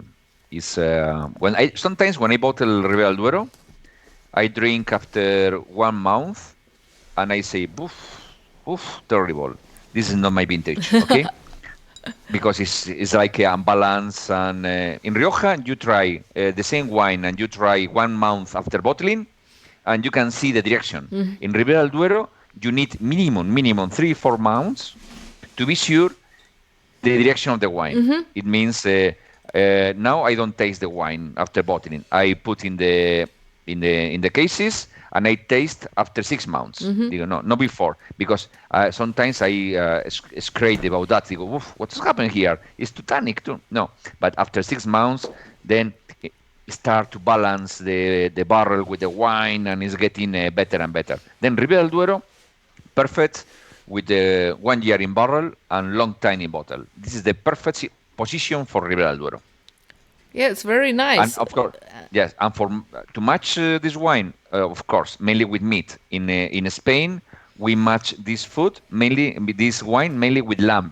Okay, Then the lamb is very fat. Then if you use Ribera del Duero Reserva or Ribera del Duero Crianza with a freshness style like this, is enough body for the lamb and enough acidity to clean the fat part of the lamb. Of course, with cow, with beef, it's perfect. Or stew. But always in this direction, or meat or stew, because you are going to find wines, a wine with more tannin content, okay, more body. And now it's opening more and more. This wine is fantastic. It takes a little bit time. Even you try tomorrow, and it's going to be better. Yes, I think so. I think it needs some time in the glass, and sometimes that the bottle gets some air. Yes. It's another point of this kind of wines with long tannin. It's quite fast in opening. Like when I took the first sip, it was still quite closed, and now after 10 minutes, it's already opening nicely. Yeah.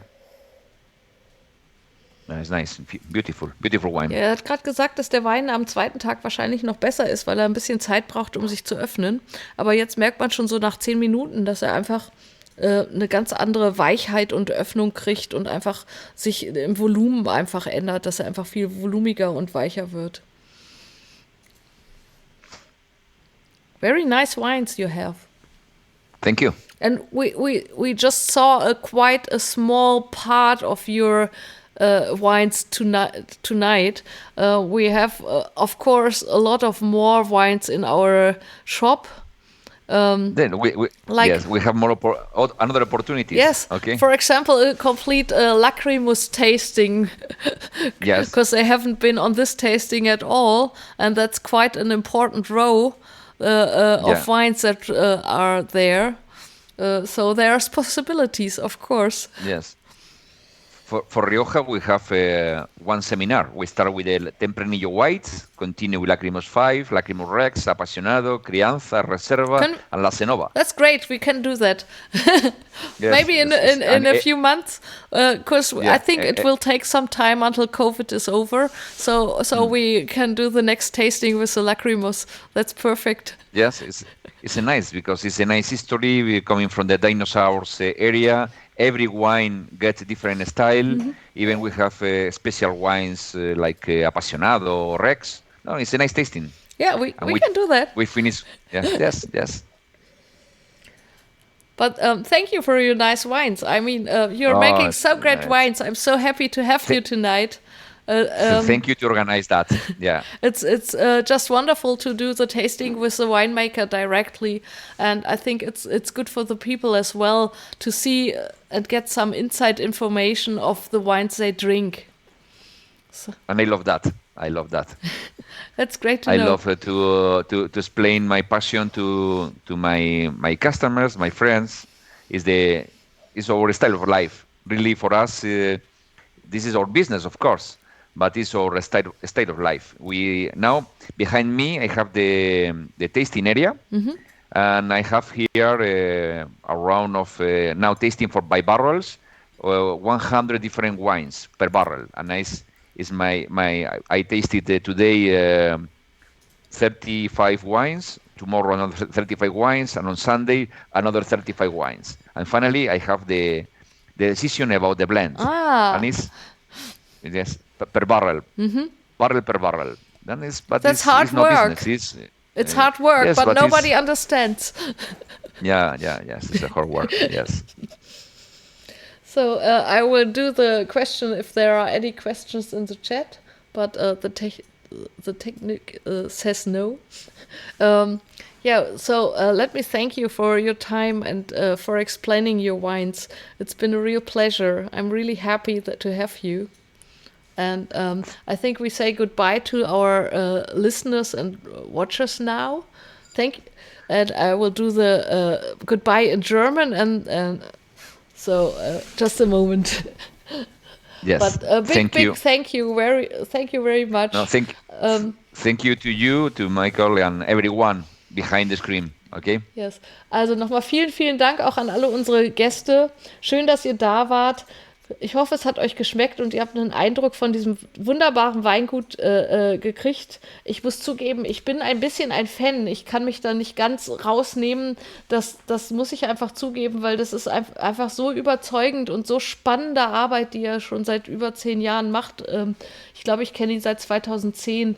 Das macht einfach Spaß, diese Entwicklung zu sehen und jedes Jahr was Neues zu erfahren. Vielen, vielen Dank dafür und euch vielen Dank fürs Zugucken und bleibt gesund und Prost!